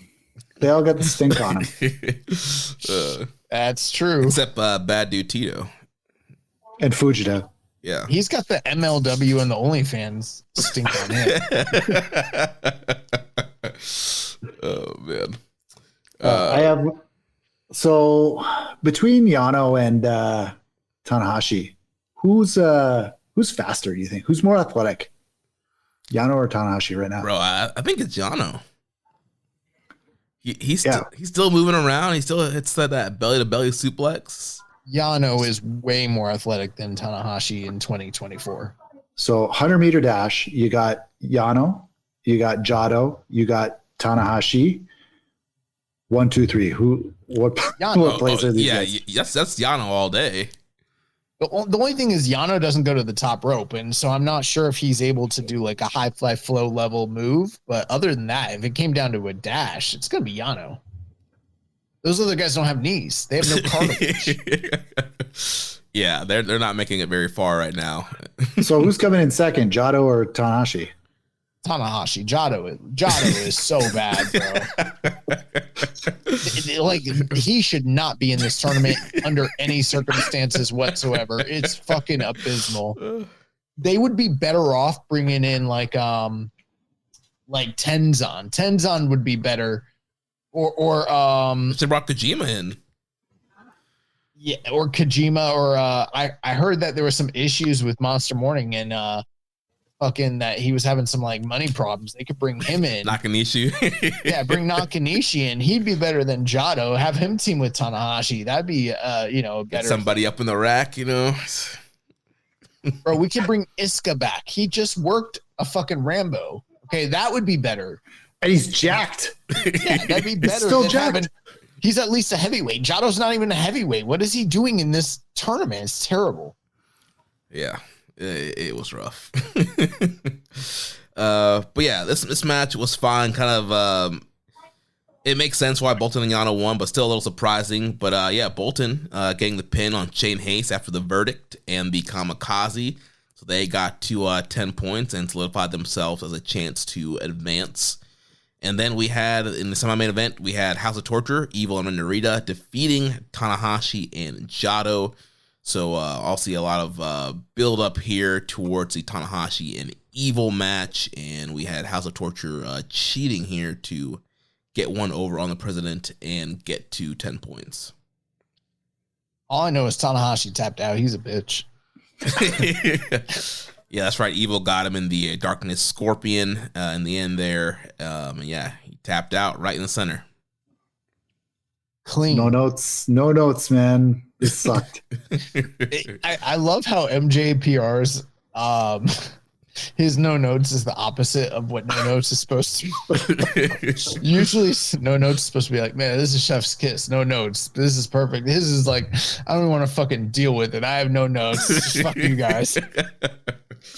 Man, Tanahashi, I will say, that guy is still hitting that senton, flopping in the middle of motherfuckers' stomachs and chests, like that's gotta suck so bad. And what can you say? He's the president, man. You're like, Shacho, man, you just landed on me pretty hard there. You gotta be careful, Bro, you're gonna break my ribs. It's like the Jeff Hardy Swanton bomb. It's the Jeff Hardy. The only difference is when Jeff Hardy hit it, it was the end of the match and you knew you were done for the night, but like Tanahashi hits it and you're just starting to get going. Right, you're halfway through.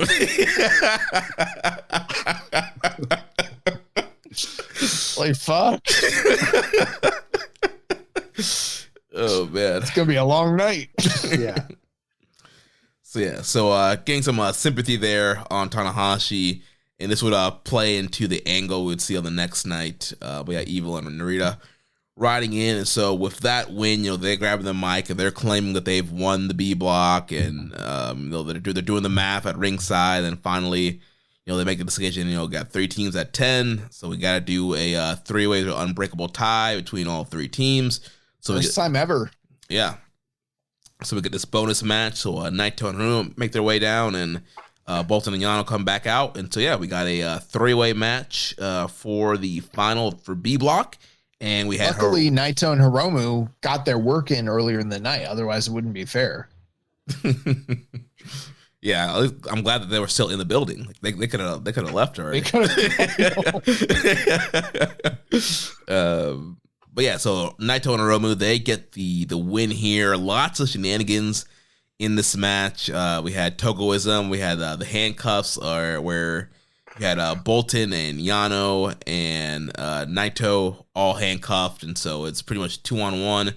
Beat down Hiromu. Young Lions are running to the back trying to find the keys for the handcuffs. Referees are running around trying to find the keys, and finally it was revealed Dick had the keys all along, but Bushi came out and attacked him, got the keys, released Naito, and then there was another key that the referees found. They released Boltin and Yano, and yeah.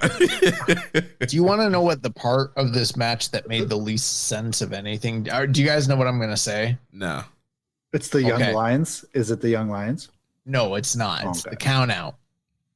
There was a point where Hiromu was isolated, right? Everyone else, Naito and Yano and Oleg Boltin, they're all handcuffed at ringside on the outside.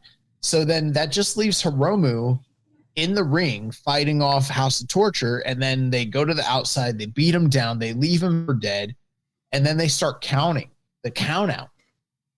How the fuck does that work? Number one, let's say he does get count out, right? What happens at that point? Does that give the win to House of Torture, or does that turn the match into a 2-on-2?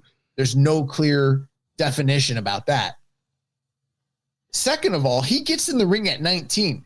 Everybody else is still on the outside. How the fuck are Yano and Oleg Boltin not counted out in this match? They weren't legal. They hadn't started. The match shouldn't have started, right? Dick Togo is legal, man. This guy, Dick Togo, this was him booking himself into this match. This guy is dying to work. This guy he's in the beginning of the match. He's beating on people. He's got the keys. He's the key master. This guy is ref bumps. He's throwing salt. More Dick Togo. He's chopping guys in the pee-pee. Like this is all before 15 minutes. Hiromu's sending people to the back to look for keys, and they're coming back. They're like, I don't got nothing. I don't got it. Like this all happened within 15 minutes. It's total insanity. Like this was total garbage. We've seen like blocks, like where there was a huge delineation in the quality between one block and another, but I don't know if one final ever epitomized how stark the difference is between the A block and the B block other than this match. Like this was everything that you needed to know about like the issues that existed with this B block. And it all came to light here. Is pretty bad. Yeah. Also, another thing that didn't make sense was like towards the end, like there was like both set of guys that were like one was legal, not legal, getting pinned. Like at one point, like I think Naito was legal, but Hiromu wasn't. But like Bolton was like pinning Hiromu, and Red Shoes was counting it. I was like, "What is happening right now?" They don't pay attention to that shit in New Japan. Like after a certain period of time, I think the way it works in New Japan is like for the first 5 to 10 minutes, they pay very close attention to who's legal, but after that, everything just kind of flies. Everyone's allowed to be in the ring. You know, whoever's laid out, whoever's legal, whoever's in there, whatever. You know, pin them 1, 2, 3. That's it. Like. And how can you keep up? How can you keep up with all the roles? How can you keep up with all this shit happening? It's terrible. Ratchy was like, I'm too old for this. Like somebody just pin somebody. I'm counting all the pins right now. I hope for the finals they bring back Tiger Hattori. Let's see about that. But yeah, so Naito got the that DT roll up pin on Naito. So LIJ advances to the finals, so they win the B block. We had a post-match stare down with Sonata and Gabe Kidd, and that would be our finals going into the next night. As I predicted. Yes. There wasn't a single thing worth watching on this night, to be honest. There's so much of that on this tour. Oh, this was the worst night though, I think. Like this was 2 nights prior was the worst night. And there's competition for that. Yeah, there's heated. You might have to add something to the year-end awards. So worst card of the year. when me and JCast, they have their own awards, and they have like biggest disappointment of the year and like most hated wrestler of the year. And when me and Jeremy started the awards, we started the awards in the middle of 2017 when like New Japan's going through a boom period. We're like, why the fuck would we ever have negative awards? This is the greatest wrestling ever. We're not going to have any negative awards. Nothing bad's ever going to happen. Nothing can go wrong here. Then 2020 comes around. We're like, oh no. Maybe they were onto something with that biggest disappointment award. If there's a award for the biggest disappointment, let me just bring this up because we didn't mention it. We had David Finlay showing up tonight by speakerphone with Gato.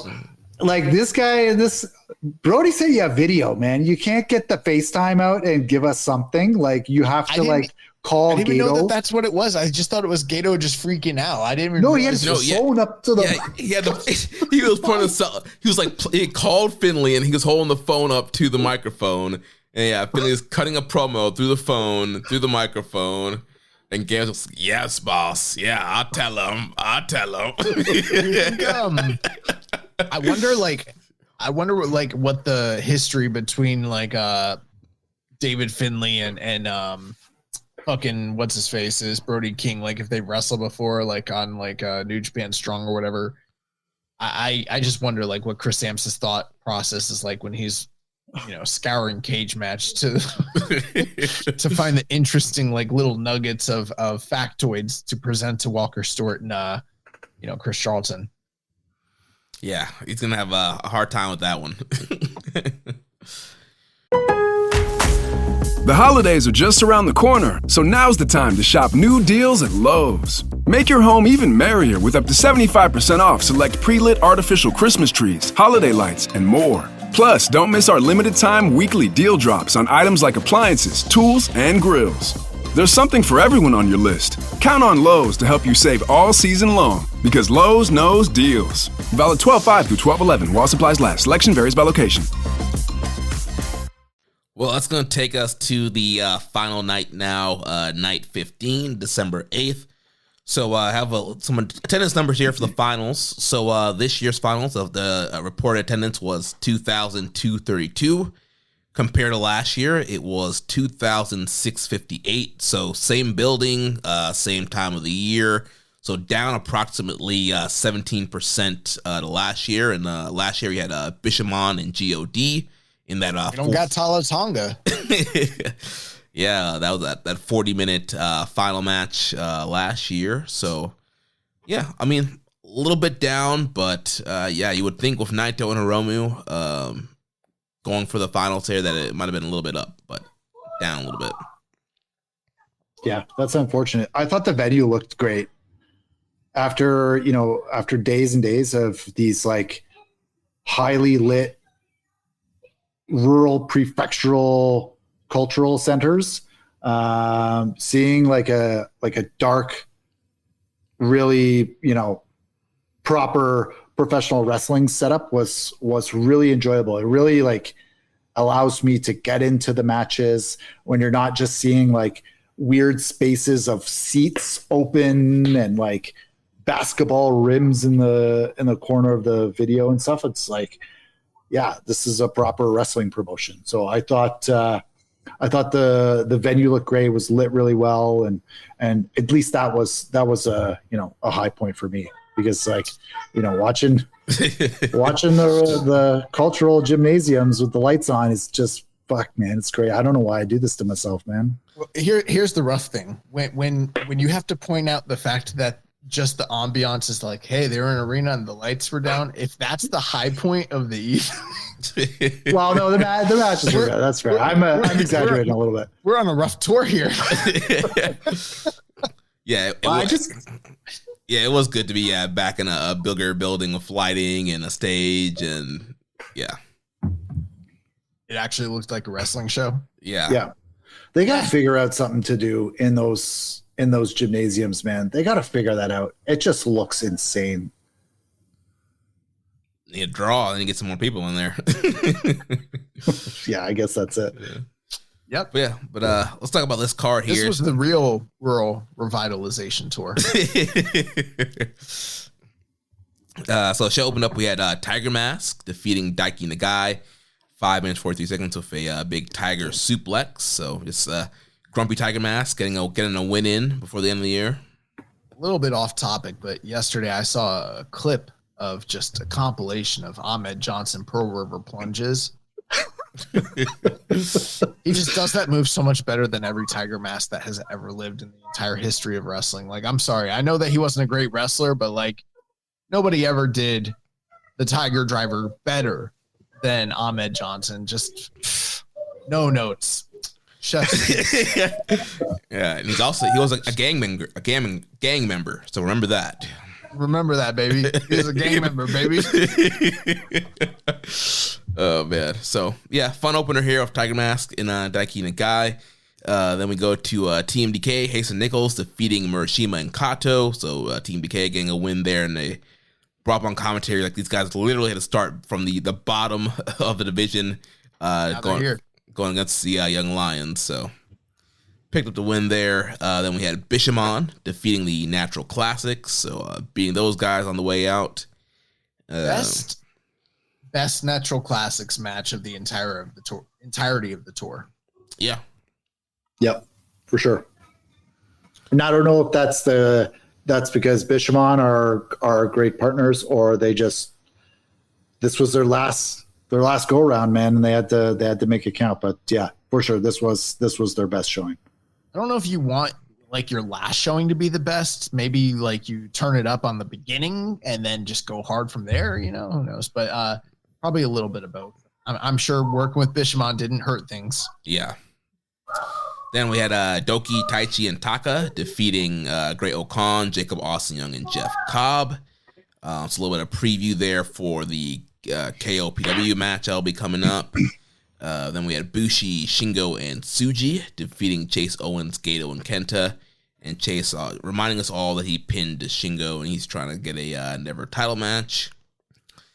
Then we had House of Torture, Evil, Red Narita, Sho, Yoshinobu Kanemaru, and Yujiro Takahashi defeating Tanahashi, Jado, Bolton, Honma, and Yano by disqualification. So here's where we have the angle here. So, it's the House of Torture match, a bunch of shenanigans, and then, Tanahashi, he's pissed. He is forced to tap out. He's tired of all shenanigans. Hontai actually jumped House of Torture at the bell. So Tanahashi is, he's pissed off, means all business here, and he grabs a chair and he just starts destroying Evil with the chair. They try taking the chair away from him. He pushes the referee down. He just keeps whacking. The chair breaks. He's got the frame. He's just hitting everybody with the chair. Yano throws in a new chair. He just keeps beating Evil over and over again with the chair. And the Ace, he's incensed. He's gone to that place. And yeah, he was just letting Evil have it. And then I got on the mic, and he said that he would put his career on the line come January 4th, so Evil can end his career a year early, and it has to be a lumberjack match. There's like almost no worse fucking reoccurring regular gimmick matches in New Japan than like the lumberjack death match. It's always House of Torture. It's always House of Torture. That used to be a Suzuki-gun staple, and they've kind of inherited it. The way the story was going, I was thinking we were gonna get a stipulation, but I was like, I quit match. They were using the mic and everything like that. Like, are we going that way? Like, is that where this might be? And then he tapped out. I was like, we're getting a fucking I quit match. I know it, and it's gonna be good. Nope. Lumberjack death match. So, we'll see. I mean, the fact that they've got Tanahashi's career on the line, people are going to be eating out of the palm of their hands. They can do all the bullshit in the world. Doesn't really matter because every near fall is going to matter that much more. And people are going to be, I said on the show a few weeks ago, I would much rather it be like Tanahashi's career versus House of Torture's existence. That's what it should have been. That's what it should be, but we're not getting that. That would even really raise the stakes. But, I guess we're just going to put the Ace's career on the line and, watch him fucking lose, I'll have you remember, Tanahashi is a sicko in death matches. You remember his death match with Kenta? Oh yeah, the high fly fall off the ladder. Yeah, Kenta had like a fractured hip, like torn, like something after that match. Yeah, but yeah, he broke his nose. Yeah, Kenta's a sicko. Tanahashi's a sicko. Watanabe, not so much. I don't know. Evil just takes some crazy bumps sometimes. We'll see. I hope you guys are right. I don't have high hopes for it, but I think that it'll be a dramatic, story-driven match. Lots of interference. Yeah. Yeah. So then following that, we had TMDK, Fujita, Oiwa, and Sabre defeating Funky Sauce and Shota Umino. So a little Tokyo Dome preview there of Umino and Sabre. Just going to throw this out there. I know that we are kind of glossing over their undercard matches. We already kind of heaped some praise on them, but like Oiwa, Fujita, and Zach, for whatever reason, just decided we're going to ball out every night on the undercard and just have literally maybe some of the best matches of the entire night, including the tournament matches. And they did it night after night. Like, I don't know. Yeah, this was great. I made sure to watch this because, I love Fujita. The dude's chops are insane. This guy, he's getting the whole kinetic chain involved when he's throwing those chops. He's got the hip shoulder separation. He's getting turned up when he's throwing those things. But the one thing I did notice that Kumamoto was very much into Shota. Like Shota got quite a big, this rains on my Shota has no aura parade, but like, hey, as long as he's getting cheered, like as long as those crowds are into him, I'm happy. But I just don't think he's got it. But the work was great. The work is great. I don't feel it from him, man. I don't feel it from him. What's the what was that show on Spike TV where like the warriors of past would fight the other warriors? Oh yeah, I forgot what that show was called. That's what that reminded me of when he was like he got the whole kinetic chain going. Remember they would they would be like the PSI of the ninjas sword. It's like sword. Based on this calculation. Rambone says John Shota is loved by women and children. Did we skip over the Kano storyline from the night prior?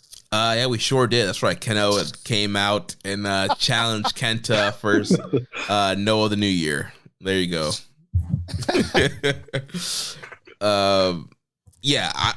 Speaking of John Shota, I think that's the best possible outcome for the Tokyo Dome is that you do get the split crowd, you do get that John Cena effect, and you get that "Let's go Shota sucks," kind of reaction where it's so polarizing that it brings a lot of energy to the match. So I wouldn't mind that kind of atmosphere for that. Yeah. Deadliest Warrior, that is it, yes, Zach. Yes, Deadliest Warrior. Deadliest Warrior. Oh, man.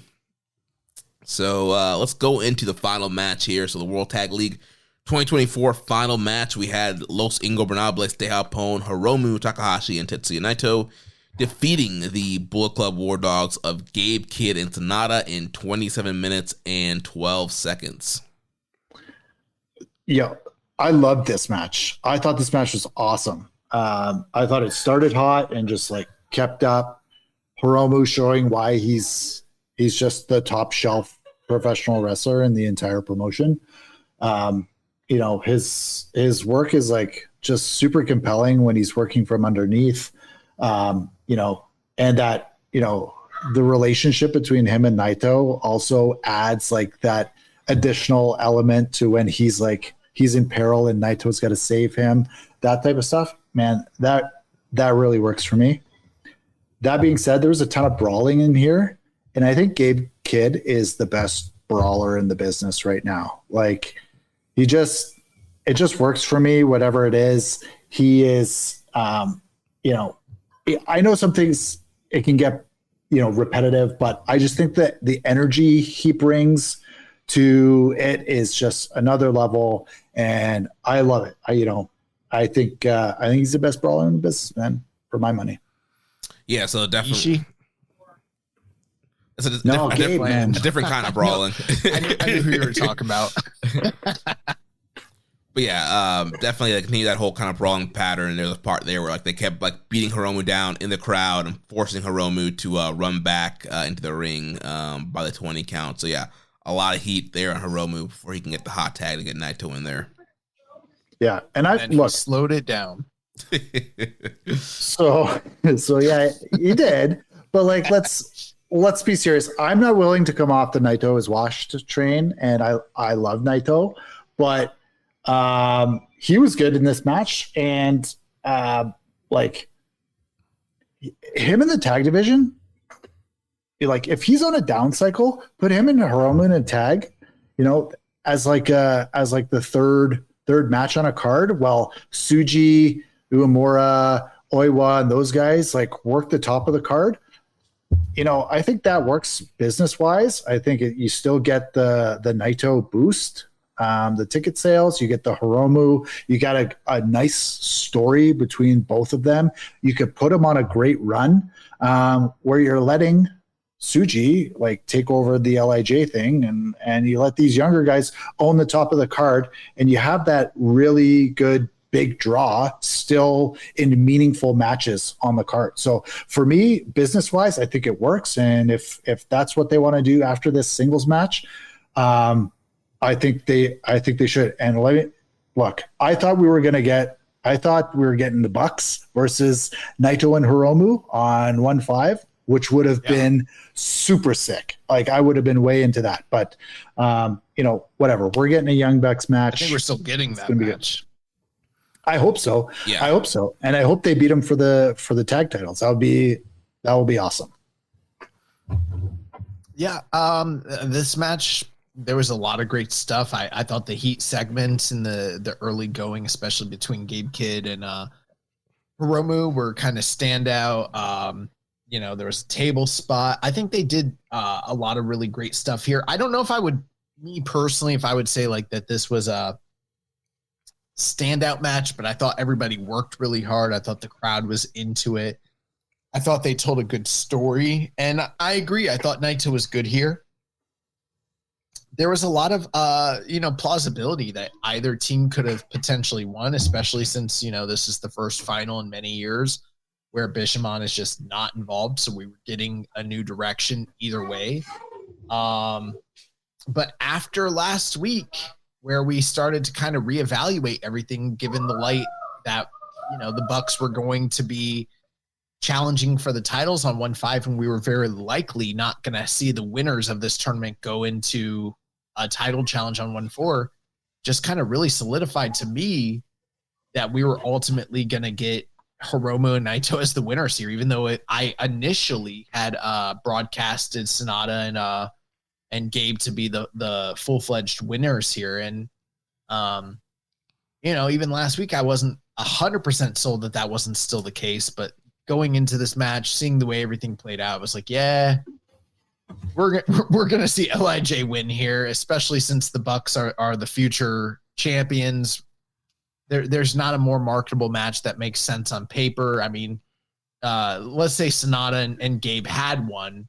Are we going to see Gabe and Sonata face off against Young Bucks in the future? That just doesn't completely jive. It just I think they kind of telegraphed themselves a little bit here with the 1-5 announcement when it came to the Young Bucks. I guess they had to do that one way or the other, but the match itself I thought it was very good.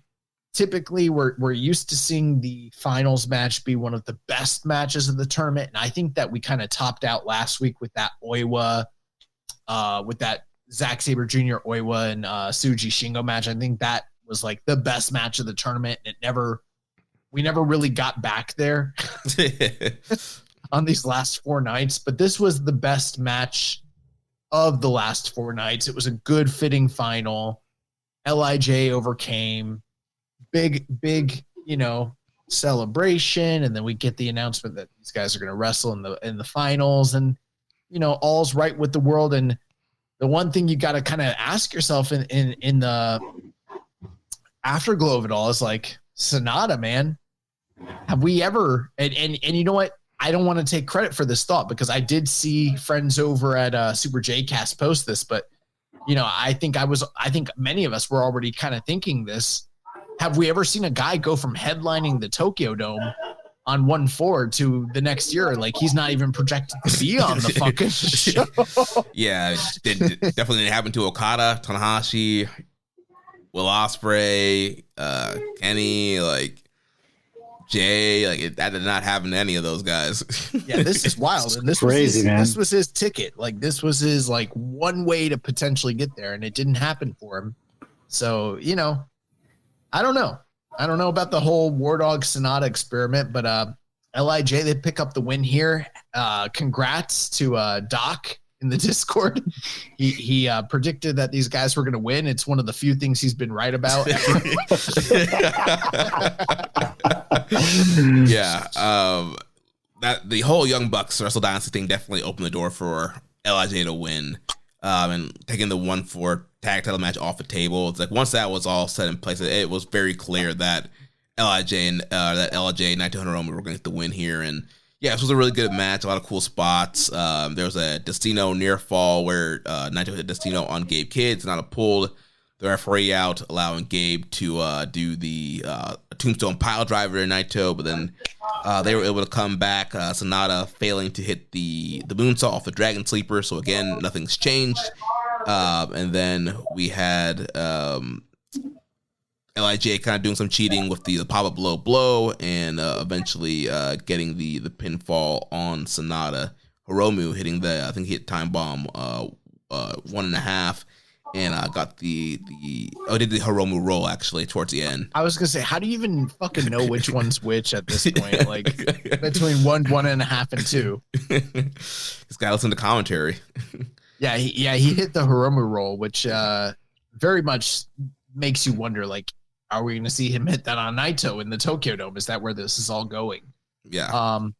I like what you said there, MJ, the idea that if Naito is being downcycled, that this is a team that they could go back to, and who knows what the fallout of that match on 1-4 might potentially be. Maybe that's the beginning of the like disintegration of whether it's slow or immediate of LIJ potentially. I don't know.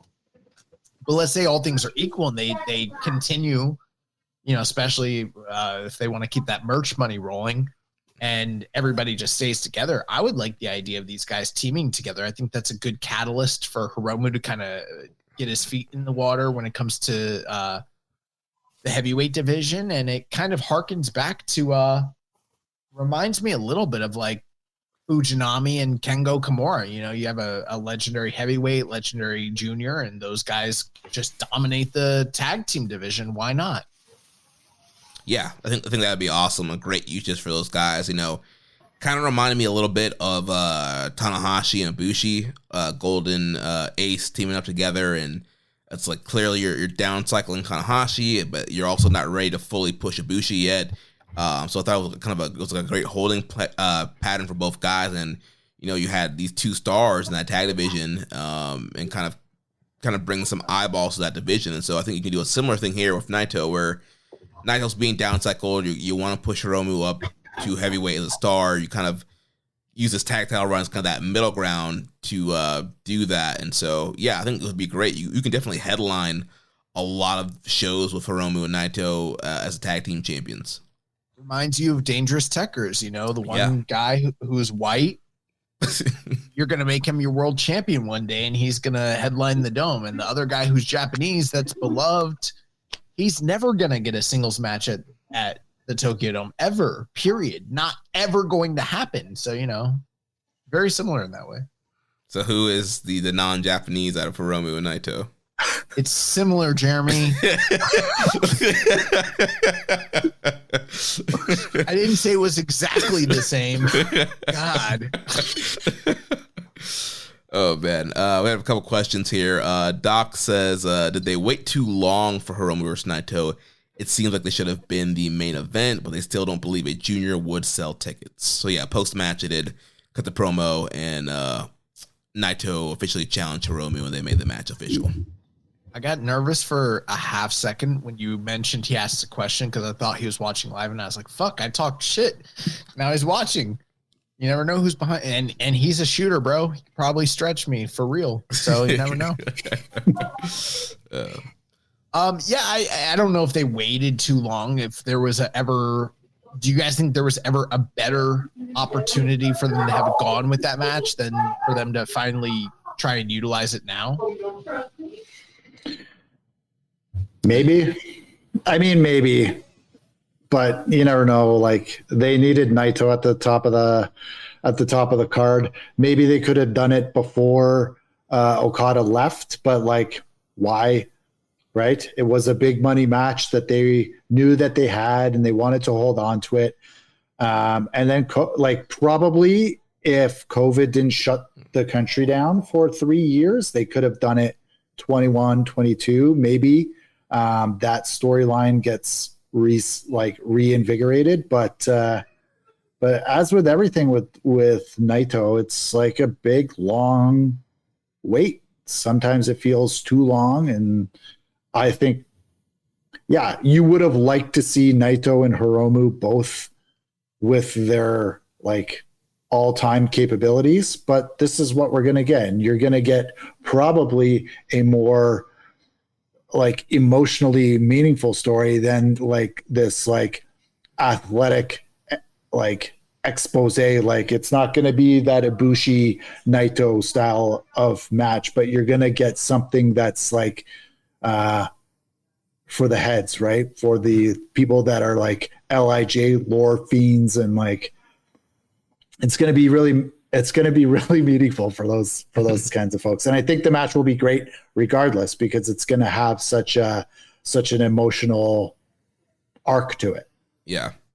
I don't think they waited too long, because I mean, this match was originally scheduled for the anniversary show in 2020, and then COVID happened and the world shut down. So we would have had this match had there been no COVID. This match would have happened 4 years ago. And I think coming out of the pandemic, and like you mentioned, MJ, like they knew this was a money match they had to kind of save for a rainy day. It's like, why blow that in a clap crowd environment in 2021, 2022, and then you're trying to build other people up. So why just throw that match out there when you're trying other things and you can save it for a moment when you really need it? And so right now, like when we talk about this Wrestle Kingdom card, like they really needed that draw. Before this match announcement, there wasn't that big drawing card match for this show, and now they have that. And so I think this ended up being the perfect timing to book this match. I have 4 things to say about this. The first one, number one, hypothetically, you could have potentially done this match as a return when New Japan had returned from the pandemic to actually being an active promotion. Granted, that would have occurred in front of no fans. It would have been an empty arena, but at least when they had, that was like the big match that we were all waiting for. It got nixed. Could have been part of that like immediate celebration, because we did get that era where a lot of the juniors were being involved in heavyweight shit at the time to kind of make stuff just work in 2020, because we kind of needed that. And we saw Hiromu have plenty of heavyweight matches, especially in that New Japan Cup, where why not do him and Hiromu? And the second thing I would say is, yeah, you're right, Jeremy. It is being it was saved as like a big time money main event, but at the same time, like how much of a big money main event is it if it's not really the actual main event of the show? And I would argue, as much as I like Zack Sabre Jr. and as much as I adhere to history and tradition, where I think the world title should main event, if this match really meant that much, I think it probably should main event. And it's not going to main event. Is it going to sway tickets in a meaningful way for the 1-4 show? That's my question. And I'm kind of on the fence about that. And that leads into a question for Rambo, and says, do you expect Naito vs. Hiromu to move enough tickets to offset any negative impact of a potentially softer ticket selling main event? And I don't know if we know the answer to that one way or the other just yet. I guess we kind of have to wait for those answers to come out. The other thing too, I would say is like, you know, I said there's 4 things. The third thing I would say is there was that one year where Naito was kind of stuck in the 6-way tag, where he ended up eventually fighting Muto in in his retirement match. But prior to that, he ended up on 1-4 in the 6-way, in the 6-man tag, where he was kind of wasted. If I were to point to any time ever in history where they could have potentially locked up in a meaningful way in the Tokyo Dome, that could have potentially been it. You know what I mean? And then the fourth thing is, maybe this match could have happened any time prior to now, where it didn't have to happen in the Tokyo Dome. Maybe we could have gotten here some other way, but you know, it is what it is. This is where we're at. It's happening. We speculated on this show pretty wildly, like, how are we going to arrive at this match? And we weren't sure how it was going to happen. And eventually, like, they sort of confirmed some of our theories, where it's like, there is no rift. There is no discohesion. Like, they won the tournament and big brother challenges little brother. And here we are. We're off to the races. And that is definitely some version of something that many, including ourselves, had sort of speculated was very much in the vein of LIJ. So it's happening. And, you know, beggars can't be choosers. I mean, we could probably, you know, take a look back at history and think about different times it could have happened, but it didn't. This is when it's happening. And, you know, I think we just have to enjoy the fact that it is in fact happening, and that it's not one of those big what ifs that it could have been had it never occurred. I think the anticipation has turned this into a Tokyo Dome level match. Because remember, this match is going to be on the anniversary card. This was not going to be in front of 30,000 people. Sure. The anticipation of us not getting it has now turned this into it's added value to the match, in that it's going to probably sell vastly more tickets than it would have at an anniversary show. Like, I don't know how many people fit in those anniversary shows, maybe 6, 7. Now you've created something, you've generated more value out of this one match simply by letting people thirst over it. And so I think that's something that they got going for them. Yeah, and it is booked as the semi-main event of the evening, so it will be the 8th match of the night. And it's not double main event? Well, as of right now, that was my next point. Like, they probably are going to roll out the double main event marketing, which we see a lot of times when they have 2 big matches they want to push out. So I'm sure as we get into Road to Tokyo Dome and the final stops before Wrestle Kingdom, we will get that kind of double main event moniker as a push, both that match and the Umino Zack Sabre match. And maybe this is the start of a trilogy or something, right? Maybe they go back to this as a true main event with something on the line next year. Well, originally I had thought, what if they win the tournament and then they challenge for the titles and they win them in the Road to Tokyo Dome? This was prior to Hanare's potential, injury. And then they're going to go into 1-5 as the champions, and they're going to challenge, they're going to have that challenge with the Young Bucks. But on 1-4, they're going to have the match against one another. And this could have created some sort of, very much similar to when Eddie and Ray had their feud and they went into WrestleMania 20 as the champions facing one another. And I kind of liked that potential rivet that could have occurred there. And then I could easily have seen them drop the title. They had the big match against one another, and then the next night they dropped the titles to, the fucking Young Bucks. And then who knows what the future of LIJ is after that. I think that's a super interesting story, but we're not going that way, unfortunately. I do think that we're going to go par for the course, very much by the numbers. They're going to have their big match, and then they're probably going to beat Young Bucks in February. and that's just what it will be. Here's the hot take. We're not getting this match 5 years too late. We're getting this match 7 years too late, because if we really wanted the good match that could have happened between these guys, it would have been in 2017, 2018, and that was never on the table. Yeah, but that's when these guys were healthy. It happened before Hiromu broke his neck.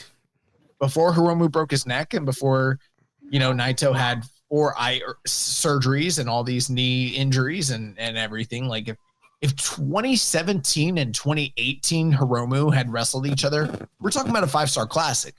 2020, I don't know if it's going to be that much different from what we're going to get in 2024. You know what I mean? Yeah. Zach here in comments saying that they're desperate. Wheel out Naito. And Rambo. Calm down, Zach. That's your favorite wrestler. You need to chill. Rambo says they need to turn Naito into RoboCop. He can save Sting for old time's sake. And he also said New Japan Global just announced that Templario will be replacing Hanare for the show in Long Beach this weekend. Oh, I thought he was going to say for 1-5. That makes no sense. The newest member of United Empire, Templario. Remember last year when they said Soberano Jr. was signed to a full-time deal, and this is what I was going to say the exact same thing. What? This guy's worked a single day on his contract. Yeah. What is going on? Me and Jeremy, we were doing match of the year contenders last year. We're like, should we watch this Atlantis and Soberano match? I feel like that might mean something later. We watch it. We're like, great match. Soberano is not a part of the roster. Rambuns also asked, do you believe we will see some kind of big tag match involving Bishamon and others on 1-4? Or will the rest of the tag division end up in the Rambo or multi-mans? Well, the official card is out of the match order, and Bishamon is nowhere to be seen on that card. So I'm assuming they will either be lumberjacks in the Evil Tanahashi match, or they're stuck in the Rambo. They're probably going to do both. If they're smart and they're workers, they'll fucking get themselves on both of those matches. Double payday, just like Pat Patterson at WrestleMania 1. Do yourself the favor. Work the Rambo and be a lumberjack. You get the double payday. It's great. Smart. And we had a question from Blue Sky. MMFD20 says... I don't acknowledge anything from Blue Sky, so let's skip over that one. He says, who's your favorite guest commentator? I like Tanare and Shane Hayes. So, yeah, we had a lot of guest commentaries over World Tag League. What you guys think? Tanare is the best one. Yeah, but Gabe popped me, so I'm going to say Gabe. Yeah, like Gabe was hilarious. I think from like the more well-rounded, it would be Hanare. Shane Hayes was pretty funny too. Had some good lines, but yeah, I think overall Hanare. Speaking of commentaries, shout out to Walker Stork carrying the bulk of this tour by himself. Yeah. He got sick too. He got sick midway through the tour. Yeah, apparently he had some funky sauce from Alex Zane that did not work well with his stomach. What? That's what they were saying on commentary, that Alex Zane like gave him some like funky sauce, and that's what Charleston was saying. All right. I think they need to rethink some of the verbiage they use.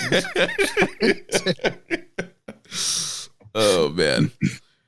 All right, well, we got Strong Style Evolve 2024 coming up this Sunday, December 15th in the Walter Pyramid.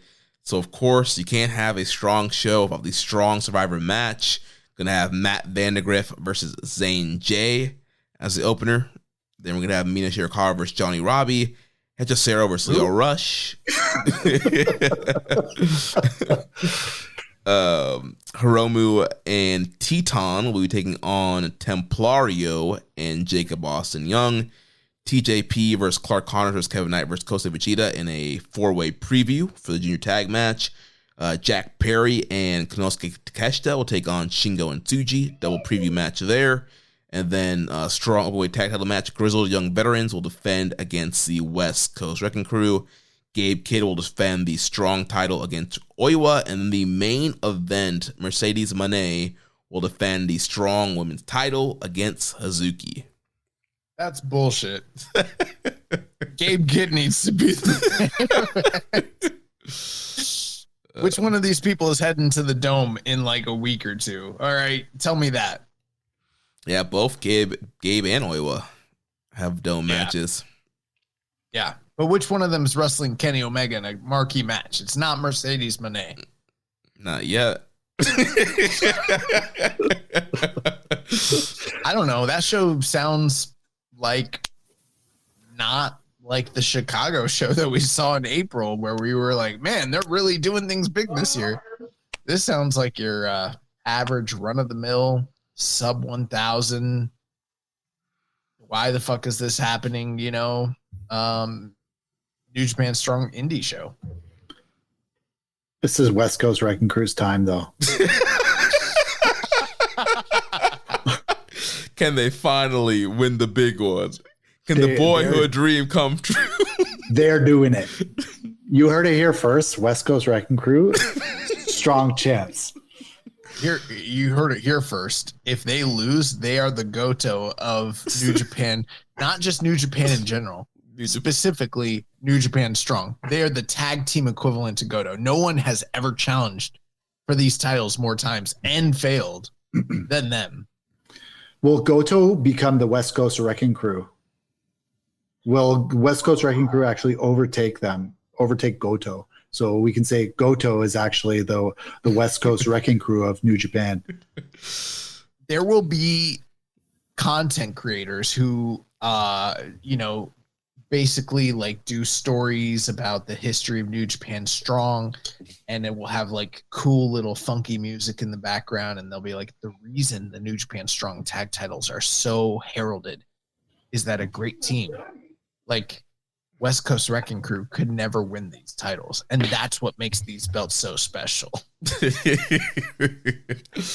Oh man. So yeah, so that is Strong Style Evolve. Then we got the Road to Tokyo Dome, the Christmas Corkins coming up. So December 22nd, we're gonna have a kickoff Chase Your Dream match. So this is where the Young Lions will get to pick a member of the roster they want to wrestle. So on night one, Shomakato will get to chase his dream and pick a opponent to wrestle there on the opener. Are we sending people off on an excursion? That's what this shit sounds like. I don't know. Apparently, Chase Your Dream was something that they did in the past. It was like a full card where Young Lions challenged main roster people. So they're doing 2 openers here. So Shomakato will be the kickoff, Chase Your Dream there. And then the main card will have Tenkozy back in action here. Tenzan and Kojima taking on Bolton, Oleg, and Toriano. Jeff Cobb and Jacob Austin Young will take on Hartley Jackson and Oiwa. And House of Torture, Narita and Yujiro Takahashi. So a 3-way tag as a preview for the 3-way TV title match. Then we have Taka and Doki versus Wato and Despy. So Wato and Despy back together here, teaming up against Taka and Doki for a preview. Then Kevin Knight versus Robbie Eagles versus Akira versus Drilla Maloney as a 4-way preview for the tag title match. Then Bushi, Shingo, and Tsuji versus Gato, Sonata, and Dave Finlay. Tanahashi and Umino versus Vegeta and Sabre. And then the main event, the provisional KOPW 2024 match, the last title match of the year, Great Okan versus Taichi. Stipulations Is to that be the announced. match where the winner, after it's over, we're going to see the snow fall on top of them? They might save a snow for the final night. I'm not sure. Who knows? Maybe they'll do back-to-back snow, but we will get the official 2024 KOPW champion after that match. I just want the snow falling over Taichi and Miho Abe as they reunite, you know, in the middle of the Corkin Hall ring. And like, that's where we hear like Chris Charlton being like, she loves him. She's always loved him. Puts her up on his shoulders. Let's just have a big reunion for Taichi. Just have like Suzuki come back, have Lance Archer come in, Iska, just give him like all this stuff. Wada walks in, slaps him in the fucking face, then just walks out.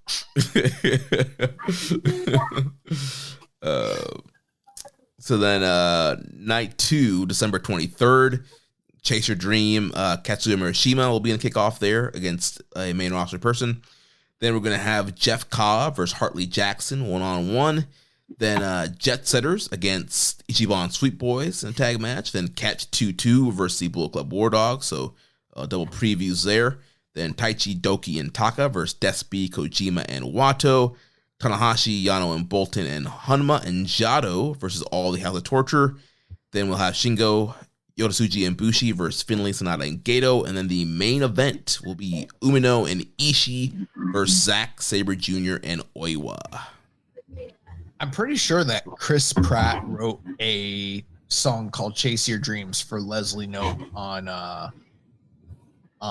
Parks and Rec. Parks and Rec. Yeah. I think Let me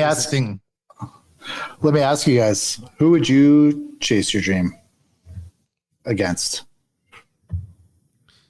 of this roster? Say your Shoma. Who are you chasing your dream? I pick Shingo. Evil.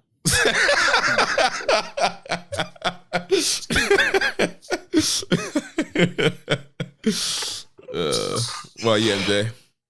Oh, I didn't even think Hanma, man. Of course. I'm getting Kokeshi, man. Like, I'm going to let him hit that shit off the top rope on me. You want him to beat you? Yeah. I don't think that's absolutely. Absolutely. I will lay down for Hanma. Oh, man. Imagine, like, it would be so memorable. The crowd would love it. It'd give Hanma a big moment. Absolutely. I think you're supposed to want to win in that situation. Not me, man. Not against Hanma. He's my guy. Oh, man. All right, well, that's it for the corking cards there. Let's go into the news. Josh, you have the rundown up? No, man, because I'm using my phone All right, to do everything. So you're going to have to run through it. Also, I'm very curious. Like next week, we're crossing over with Super J-Cast, but like we have not discussed the format, the layout, like how this shit is gonna go whatsoever. We'll call it in the ring. I have a feeling we won't be talking about Strong Style Evolved very much next week. I'm leaving it all up to you to like handle all the technical parts. I'm gonna show up. I don't know. I think it would be really fucking funny if you send them our rundown, like the what's it called? The doc, the Google Doc. Yeah, they send them the Google Doc with the agenda of everything that we're going to talk about. Yeah, I assume we'll probably do some sort of like partial recording with them, and then we'll do our own, sandwich or whatever we do with the rest of the shit show. But yeah, send them that shit so they can just see like what the structure of the show looks like. Rambo said 30 minutes of Dick's jokes to open is typically their style. So jump into the news. Rock band Baseball Bear will provide the theme for Wrestle Kingdom 19 and Wrestle Dynasty. To Be Tori is the official theme for the Tokyo Dome events. I have not heard of the Baseball Bear, so we'll have to see. It's gonna be a heater. It's gonna be an absolute heater. It's gonna be. Will it be better than Max the Max? Is what I want to know. Will it be on your Spotify Wrapped? Will it be on your Spotify Wrapped? Next year, maybe, because next year. My Spotify Wrapped was fucked. Oh man. As announced in the World Tag League press conference, Tetsuya Naito will receive surgery on his left eye. As a result, Naito will be missing the Korakuen Halls on the road to Tokyo Dome tour.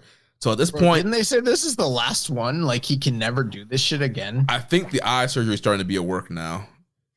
This is to get vacation. This is to get extra vacation around Christmas time. This guy doesn't want to work. He doesn't want to go to Korakuen Hall on the 23rd. Is he lying about getting eye surgeries? I think this is a Tanahashi's. My bicep is torn every year. I'm going to miss like the spring comeback for G1. This is like when Sid Vicious used to go and play softball, but he pretended he was sick. Yes. This is bullshit. What the fuck? This guy's out here saying that he's getting eye surgery. What a worker. I'm seeing double of the ring. One is straight, one's crooked. Yeah, I need the eye surgery. Yeah. How's someone going, cutting open your head, and you're good 3 weeks later? Oh yeah, I'm good. Ready to bonk on my noodle again. Like I just had my brain cut open. Let's go. Ramon says, I mean, that's better than when Dave Meltzer said that they took out Ibushi's brain out of his entire. You mean Shibata? Oh, I'm sorry. Yeah, Shibata. But Ibushi pretty much works the same. Ramon says, what if he just comes back wearing an eye patch with Xander Khan as a seeing eye dog? We'll never see Xander Khan ever again. He was too talented. When someone comes over and they're too fucking talented and makes everybody look bad, they're like, oh, no, we don't want that guy back. He'll be at Fantastic Mania. Yeah, but that's not real. That's basically the New Japan equivalent of like Crown Jewel. Crown Jewel. That's some shit that doesn't happen in the real kayfabe. That's fake. Zach is saying they're a decent band, Baseball Bear. I don't trust Zach's opinion. This man listens to smooth jazz when he drives around by himself. You know what I'm saying? Yo, funny story about listening to smooth jazz. I was in Chicago this summer, and I saw this guy driving around in a Bentley, smoking a huge cigar with the biggest system, listening to opera. And I was like, this guy's a baller. I want to like ball it. And he was riding around the block doing this. Wow. In a Bentley, bumping opera, big Suge Knight size cigar in his mouth. Insane. That's tight. And last piece of news here for Wrestle Dynasty. So the match is now changed for the tag title match. It will be the Young Bucks against Great-O-Khan and a partner of his choosing. The winners will become the new IWGP Tag Team Champions.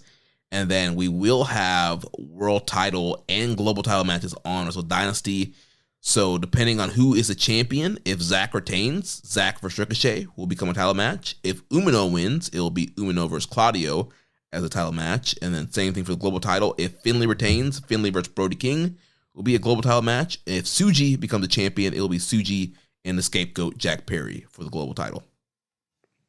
I think we know which way both of those matches are probably going to go, but like, I don't know, man. Tsuji versus Claudio for the world title. That sounds like such a downgrade, bro. Like, I don't know. Umino and Claudio, I mean.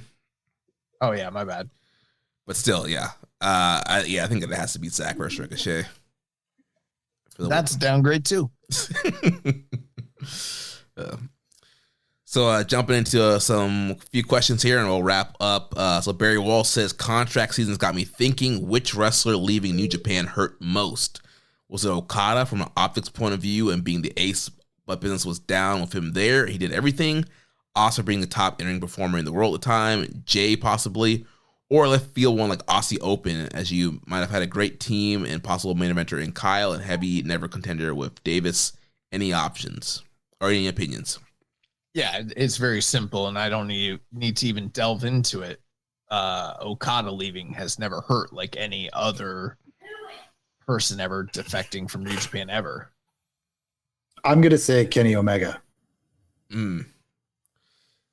That's definitely a blow. But I think I'm with Josh too. I think Okada just, at least if we're talking just this year, definitely Okada. Because that was one where like you would hear the rumors, were like, there's no way. Like, boy, ain't no way, boy. Like, this man is not like, he's New Japan for life. And so, yeah, that was a big hit there. We made him our fucking logo, bro.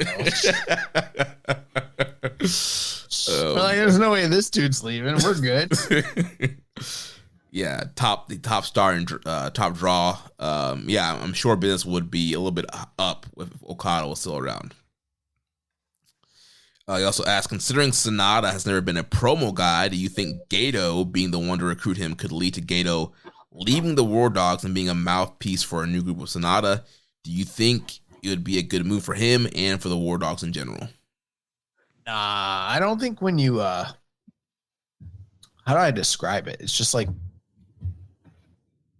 when you have a bad investment and it just keeps underperforming and it just keeps losing you money over and over and over again, you don't just keep buying into it. You know what I mean? Like, I understand buying low, but there's a point where you have to realize, like, this is a money pit and I am literally going to just keep losing money. You don't continue to invest in that sort of investment. You cut your losses and you look towards the future. And it's not Sonata. And I'm sorry, anyone who's listening, I understand there's emotional attachment there, and there's probably, reasons that you feel like this is your guy, but like, I am just telling you, we did the Sonata experiment. It fucking failed, and we need to move on. It's time to move on. And he doesn't need a mouthpiece. He doesn't need a new coat of paint. He doesn't need, whatever it is you think that needs to be invested in him. He needs to go to All Japan or Big Japan or, ROH. It's time. We're done. We're done with Sonata. Oh, man. You should join the Bloodline. Bloodline. That's fine, too. Bro, I swear to God, my favorite match, for anyone that's listening, if you don't know, my favorite match stipulation in the history of wrestling is the War Games match. And granted, I think most, including AEW, but especially WWE, I think they do that stipulation terribly. I did tune in for that match for the OG Bloodline versus the new Bloodline. I turned it off, bro. I couldn't fucking stomach it. Like, I was so bored. I was like, I don't even know why we're watching this. I turned it off, and I put on a delightful movie called Are You There, God? It's Me, Margaret. And it was beautiful. And I really enjoyed it. is much better than OG bloodline versus new fake bloodline where nobody's actually related hardly at all on the team. I mean, Tama Tonga Tangaloa. Okay, but they're not. They're Tongans. And this is supposed to be a Samoan dynasty shit. Like, you know what I mean? It's all the same in Paul Levesque. He doesn't see color. It's all he doesn't see color, except for he put all the brown guys together that were not Mexican, that were Polynesian of some sort. You know, they've got fucking Jonah Rock in there. They made him jump off the fucking cage and break his ankle. Yeah. Oh man! And this man's talking about how moments matter, and it's like, no, bro, your health matters.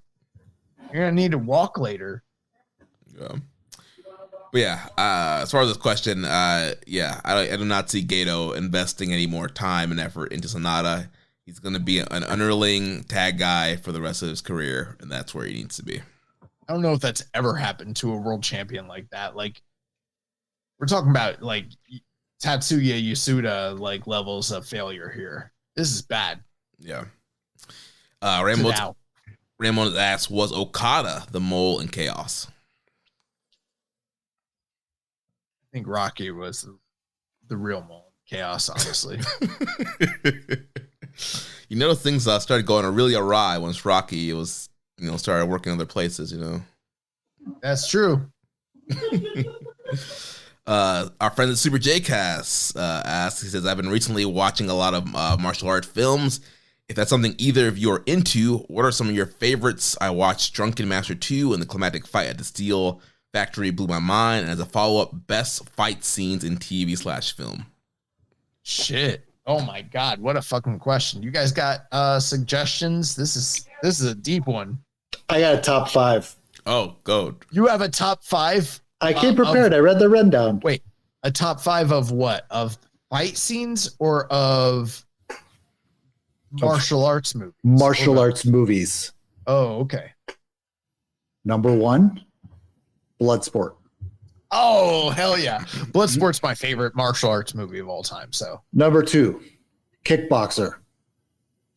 Number 3, Lionheart. Number 4, Street Fighter. Number 5, Double Impact. Jean-Claude Van Damme versus anybody. All day. Oh. Did you ever hear the story about when Jean-Claude Van Damme challenged what's his face? Steven Seagal to a fight at a party, and Steven Seagal like avoided him and like wouldn't fight him. Like they were like going back and forth and like talking through like this pre-internet, but like they were both talking shit and they ended up at the same Hollywood party, and like Jean-Claude Van Damme was like, let's step outside. And like Steven Seagal was not trying to see Jean-Claude Van Damme in the real fucking street. No, he doesn't want smoke with the muscles from Brussels, bud. I did not know you were doing a fucking bit. Once he said Kickboxer was his number 2 of all time, I'm like, I don't know, that's a little iffy.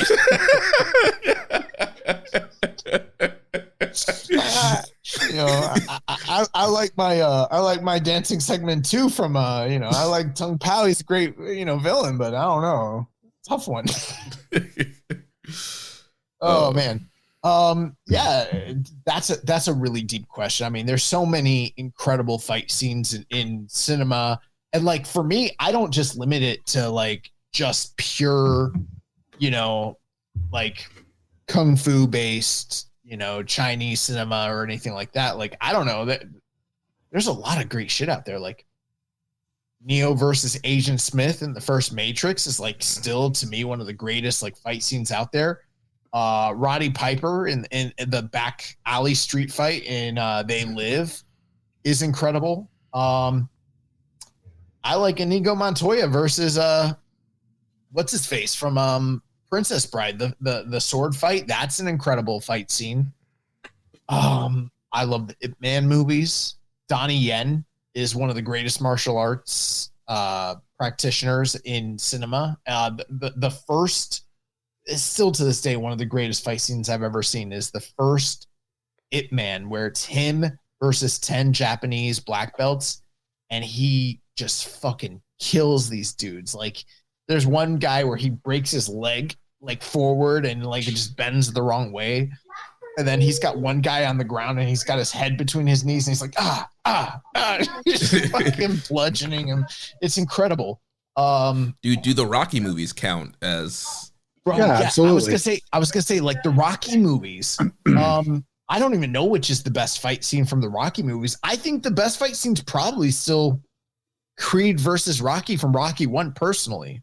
But I don't know. What do you guys think? Yeah, I think probably from the overall. I know I've seen the Creed movies more recently, and so I'm thinking a lot of those fights, like from the most recent one where they're in the stadium. That one's awesome. Yeah, you drew a big house for that fight. That one's incredible. Crouching Tiger versus or Flying. What's that movie? Crouching Tiger, Hidden Dragon. Yeah, the dude versus the chick with the swords, and they're doing the wire walking, and that's incredible. I do like a lot of like classic like kung fu, Chinese cinema though, like the Five Venoms and he mentioned Drunken Master. I mean, some of Jackie Chan's stuff, Rumble in the Bronx is incredible. There's just, that's the thing. There's so many fight scenes in cinema. Like there's just the John Wick series. I just watched the John Wick series. Yeah. So I was going to mention John Wick. I think John Wick is some of the most realistic because of his influence with like Brazilian jiu-jitsu and everything. Yeah. Yeah. Lots of headshots. Rambo mentions the hallway fight scene from Daredevil on Netflix. Daredevil had I've never seen Daredevil. Yeah, Daredevil had some great fight scenes as well. He had a lot of like MMA training that he would implement into his fights as also.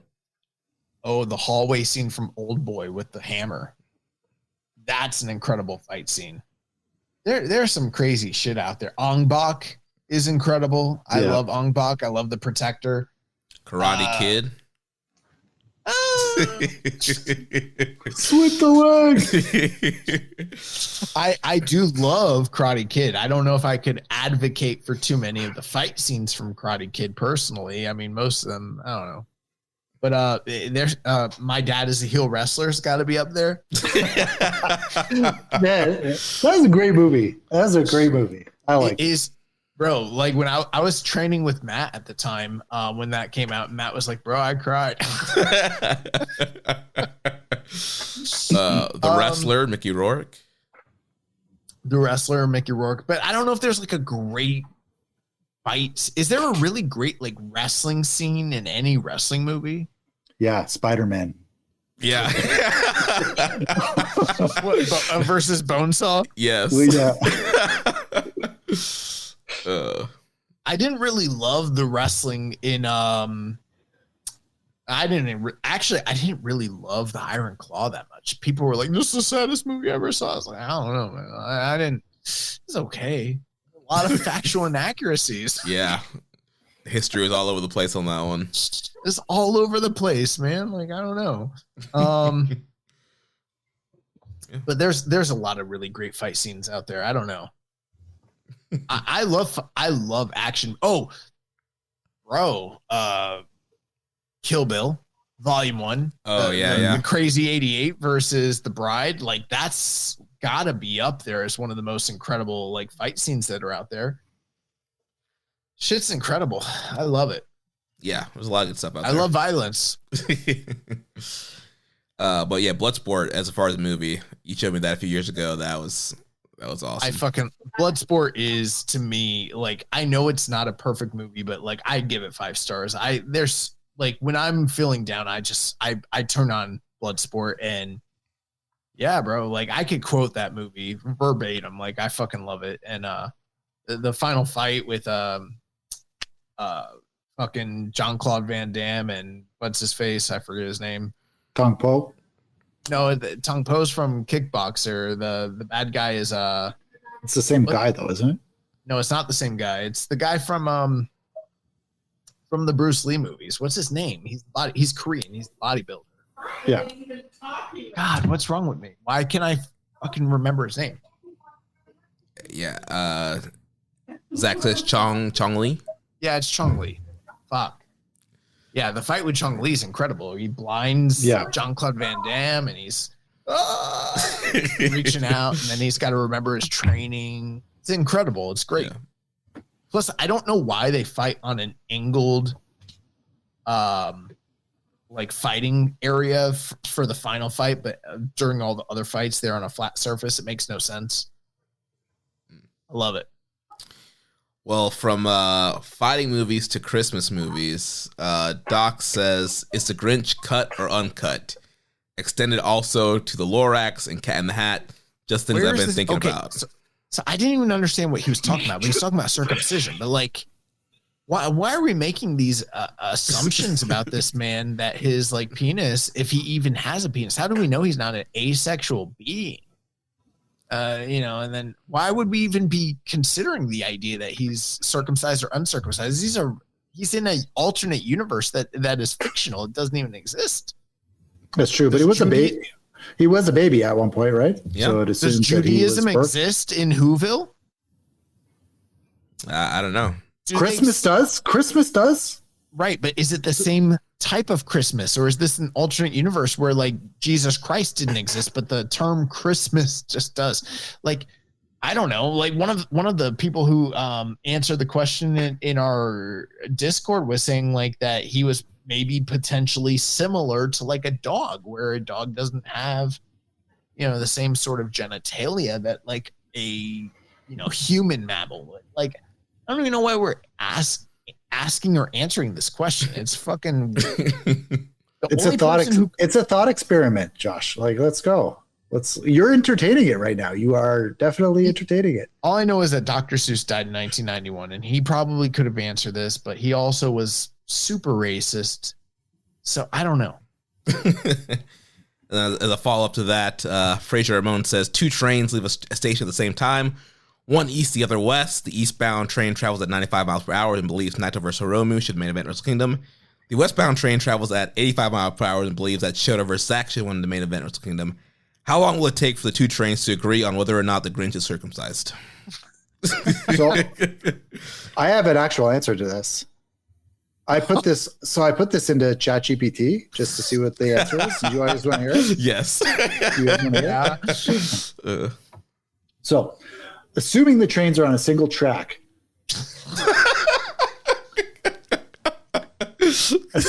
Assuming the trains are on a single track mental collision course of pure philosophical debate, fueled by their passionate yet wildly different opinions on Wrestle Kingdom and the Grinch's intimate details, they will never agree. The eastbound train's insistence on Naito Hiromu as the main event embodies the ideals of storytelling and legacy, while the westbound train, firmly rooted in Shota Zack, emphasizes the new generation and technical prowess. These are irreconcilable philosophical frameworks. As for the Grinch, his circumcision status is a topic too obscure, contentious, and ultimately irrelevant for the resolution of this metaphorical railway. The debate would continue indefinitely unless derailed by mutual respect or a decisive tweet from New Japan clarifying the World Wrestle Kingdom main event. Thus, timeline required infinite. Oh my God. Oh man, this is the kind of action. Ask them the answer to that question in light of string theory, and then let's see where that answer takes us. Maybe next time. Folks, this is the stuff that you can find only in our Discord channel. It's really only Doc, and he's lucky he hasn't been kicked out. I just advocate for him every time people try to complain. I'm like, he's the best part of what we got fucking going for us. There was that one chick who got kicked out, and I was like, I miss her. I wish she was still there causing havoc. I love the people that cause the most havoc in the Discord. It's the only thing that really entertains me about what we have going on over there. So cause havoc and you will entertain the young boy. Yeah. All right, so that's gonna wrap up things for this week. MJ, you have anything you want to plug for the listeners? Absolutely not. Well, follow MJ on X, on Blue Sky at MJ Does PR. Yeah, that's me. Come in the Discord. He's the Discord daddy. He'll drop the hammer if you're acting up. Karen tried to say she was the Discord daddy, but that was a patent lie. There can only be one Discord daddy. There can only be one. That's Actually, okay. ask ChatGPT about that and see what they say.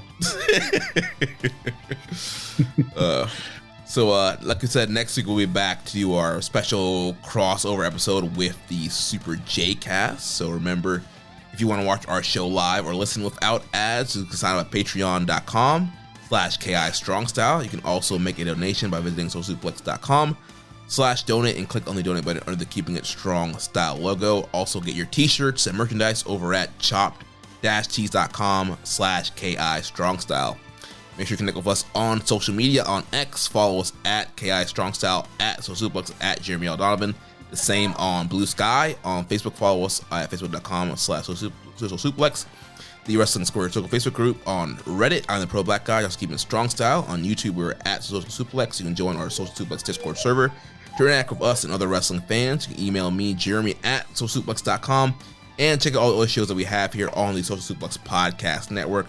One Nation Radio, hosted by Rich Latta and James Boyd. All Things Elite with Floyd and Austin. Imps WW Adventure with The Implications, Matthew Mayer. Wrestling Art with Chris Slings. Tunnel Talk with Ali and Leah. And the Trish and Sarah Wrestling Podcast.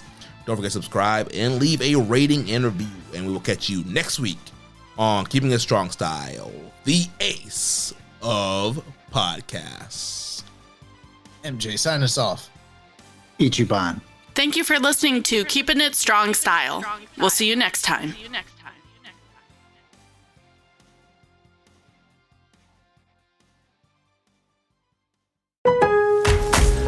The holidays are just around the corner, so now's the time to shop new deals at Lowe's. Make your home even merrier with up to 75% off select pre-lit artificial Christmas trees, holiday lights, and more. Plus, don't miss our limited-time weekly deal drops on items like appliances, tools, and grills. There's something for everyone on your list. Count on Lowe's to help you save all season long, because Lowe's knows deals. Valid 12/5 through 12/11 while supplies last. Selection varies by location.